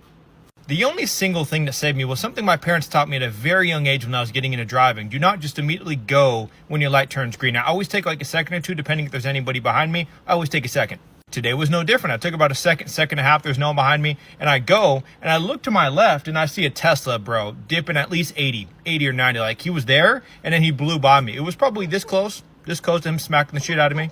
If I would not have taken that 1 second, that would have been a Tesla truck going 80 into my driver's side door, and it would have probably been good game. It would have been a wrap. Of course, the one time my dash cam wasn't recording and could have got it. Okay, that was my first question with the dash cam. The Tesla should slow the driver down in such a case. It won't always, depending on what their modes are. But if you were in a Tesla, it would have protected you from that guy without as much need to always do the triple check.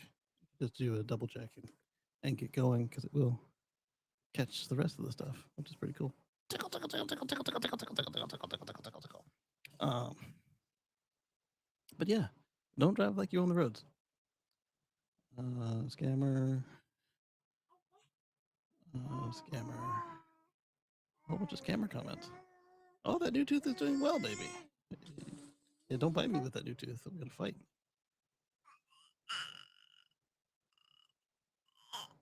Oh yeah? Yeah, Eddie said I'm playing with baby number 2. I sure am. Does anybody not know this? Colorado man says his EV eats tires, and he finds out how to get free tires. The free tires thing is interesting. Paid $1,400 for lifetime tires, basically. TikTok creator announced he might be getting free tires for his EV thanks to a nearly forgotten treadwear warranty clause. Oh, that's cool.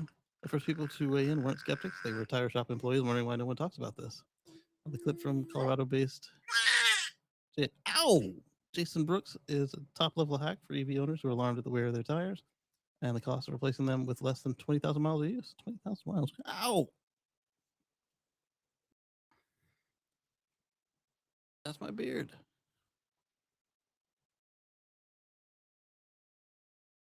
How are you so mean? Can you let go? Thank you. The warranty says if you run down to 2/30 of an inch and they're not at 40,000 miles, they give you a free set of extra tires.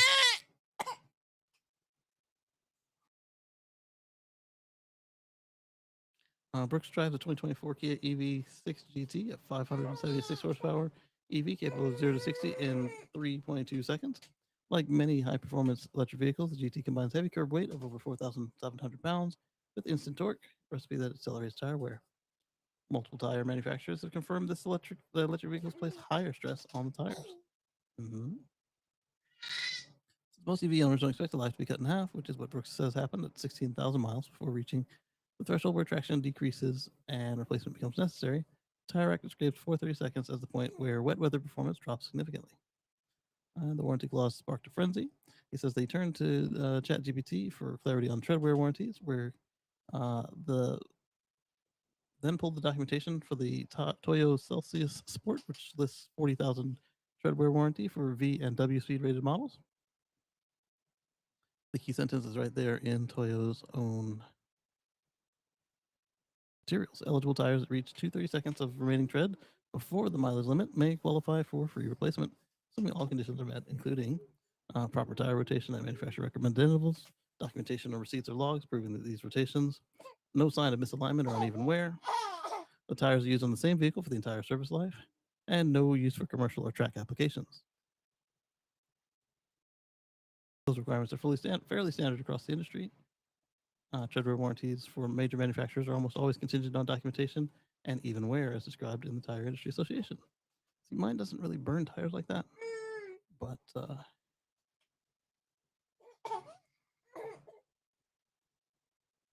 what was it? Part that is a little scary is that Tire Rack says that 430 seconds is a problem. They want you to get down to 2. And I can't rotate my tires because I have square setup. Fronts are not much. Fronts are 10 millimeters wider than the backs. What makes this clip different from the typical viral warranty hacks is the volume of the tire text confirming the basic idea, even as they warn that the process isn't as generous as Brooks suggests. Eddie says I had to change 2 tires. In my case, bubbles popped up on the sides, front and rear a couple of years later. Oh, interesting. Yeah, you don't want bubbles in your tires. I work at a tire shop. I wish I thought to spread this information, one commenter wrote. Others said they regularly process prorated claims for customers who meet the requirements. Still, many warn that EV drivers run into a predictable obstacle. Even the slightest uneven wear can void tread wear protection. A popular response, put it bluntly, uneven wear will void every EV. I've yet to see one that doesn't have an alignment issue. This is why I get alignments like all the time. I say all the time, but I don't get them all that often. I get them periodically. As real truth to that, EV alignment precision is critical because small variations become amplified under high torque. Other commenters describe the tire shops using different measurement tools that produce slightly different depth readings. And Brooks's clip emphasized one key point: rotate your tires every 5,000 to 6,000 miles, and save the receipts. Yeah, I can't rotate my tires. That aligns with Toyo's recommendations, and nearly every manufacturer has similar conditions. Common question in the comments about the value of DIY rotation counts is more challenging to answer. We can just take a picture of your odometer and you rotate the tires, or a video. Yeah, you could take a video of rotating your tires. Nobody will stop you from taking a video rotating your tires, my sleepyhead. Here, so put your head here. Yeah, there you go. Right here. You can't even see the screen. Screen's on my glasses. Yeah, I'm talking to the camera. Common question in the comments about the value of DIY rotation is more challenging to answer. Many tire manufacturers require professional documentation, though some will accept mileage logs of self-recorded maintenance if the policy explicitly allows it. Several tire techs in comments have urged EV owners to stick with professional rotations to avoid disputes. Will you actually get free tires? Some professionals cast doubt on Brooks's interpretation. One commenter claiming to work in the industry said, "You'll never get a free set of tires. You'll always get a prorated warranty." Yep. Others insisted that they've seen full replacement treadwear claims honored, not just on performance tires or EVs. Depends on the tire and where you bought it, etc. Yeah. It's important to note that many summer performance tires carry no treadwear warranty at all, and some tire makers have begun adding EV-specific restrictions to mileage guarantees due to increased load and torque. Toyota's policy does not currently list an EV exclusion for the Celsius Sport, but warranty terms can change as manufacturers gather more EV-specific wear data. Brooks closes the video by urging viewers to look at your tire warranties and to stop paying full price. And this is why I always buy tire rack tires for my replacements, because they come with all kinds of warranties on them. Usually road hazard is what I'm after.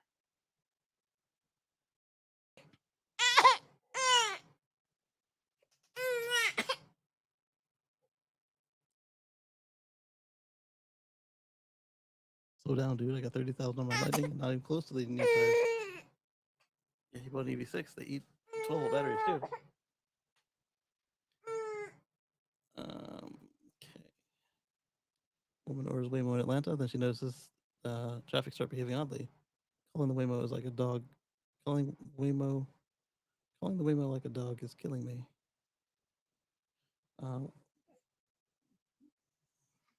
Woman turned her Waymo's lane merge struggle into it.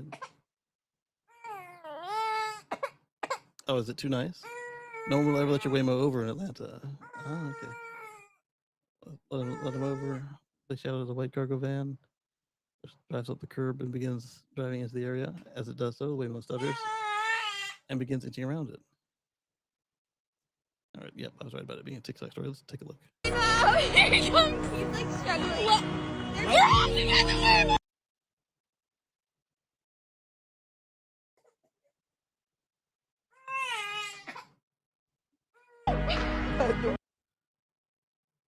Oh, I see the cargo van there.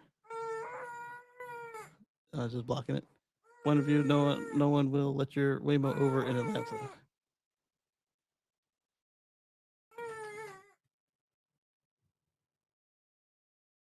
And they finally get in.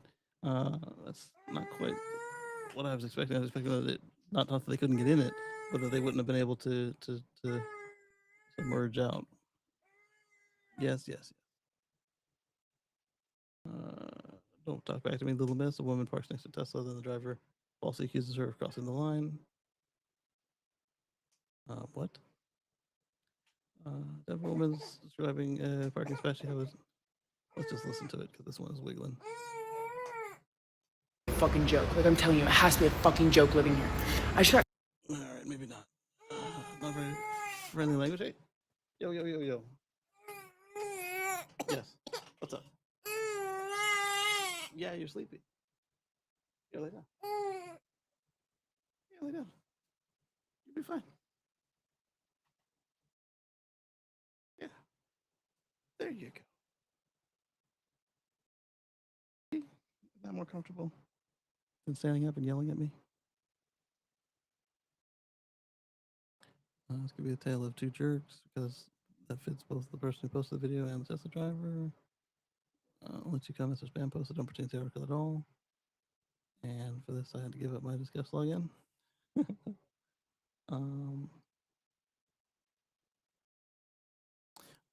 Because they used to have Discuss comments on Inside EVs, and now they got their own thing. Got cussed out by the guy who parks next to me, another Tesla driver. She says she starts the video. She's got a car, a white Jeep in the background. It's like, hey, you park. Like, boo, I guess. Couldn't get out of my car because you're riding the line. I'll report you to the HOA. Okay, so that's not quite the way that the headline made it seem. Slate truck has rolled down windows, but one guy has a brilliant solution. The mechanical hand. I was thinking he would replace the handle with the gear like they used to do. Because that surely looks like it would hurt your leg there.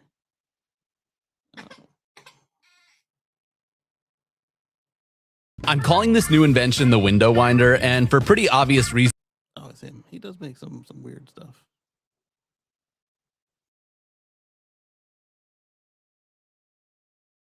Guess that's not meant to be practical. And that's what the Cybertruck is for, man. Takes Tesla off-roading. Can you do that? Did he go off-roading in the 3? He did. Okay, so that's what the Cybertruck is for. Yeah. Don't take Teslas off-roading, he says. Is that a Model Y or a 3?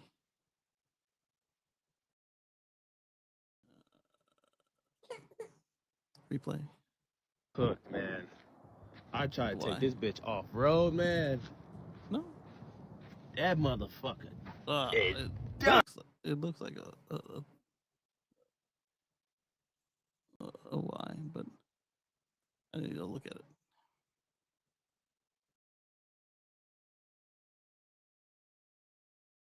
I can't pause on it. Yeah, that's a Y.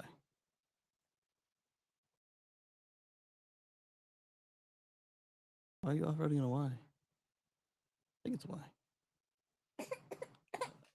Like everything that I would need to determine it on off-road like that, he just zooms on by. I was looking to see if I saw the brake for the hatch or the trunk. And the height's wrong. So the car comes with limited differential. How innovative. I wonder why no one thought of it before. All right, so with that, I want to thank all of you guys for your time today. I want to thank Anders and Timothy for being channel members and helping to take the edge off the expenses of this thing. We just got the renewal for the streaming software, and they accidentally took me off of the legacy plan. So I am now prepared to start experimenting with removing them entirely with free solutions. I will need to set up OBS instead of their desktop version, and then I need to set up a couple of virtual machines on the server stack over there. So expect me to phase that in over the next year, especially if they forget again next year that they owe me the legacy pricing. And so thank you for spending time with me today, everybody, and we'll catch you on the flip side.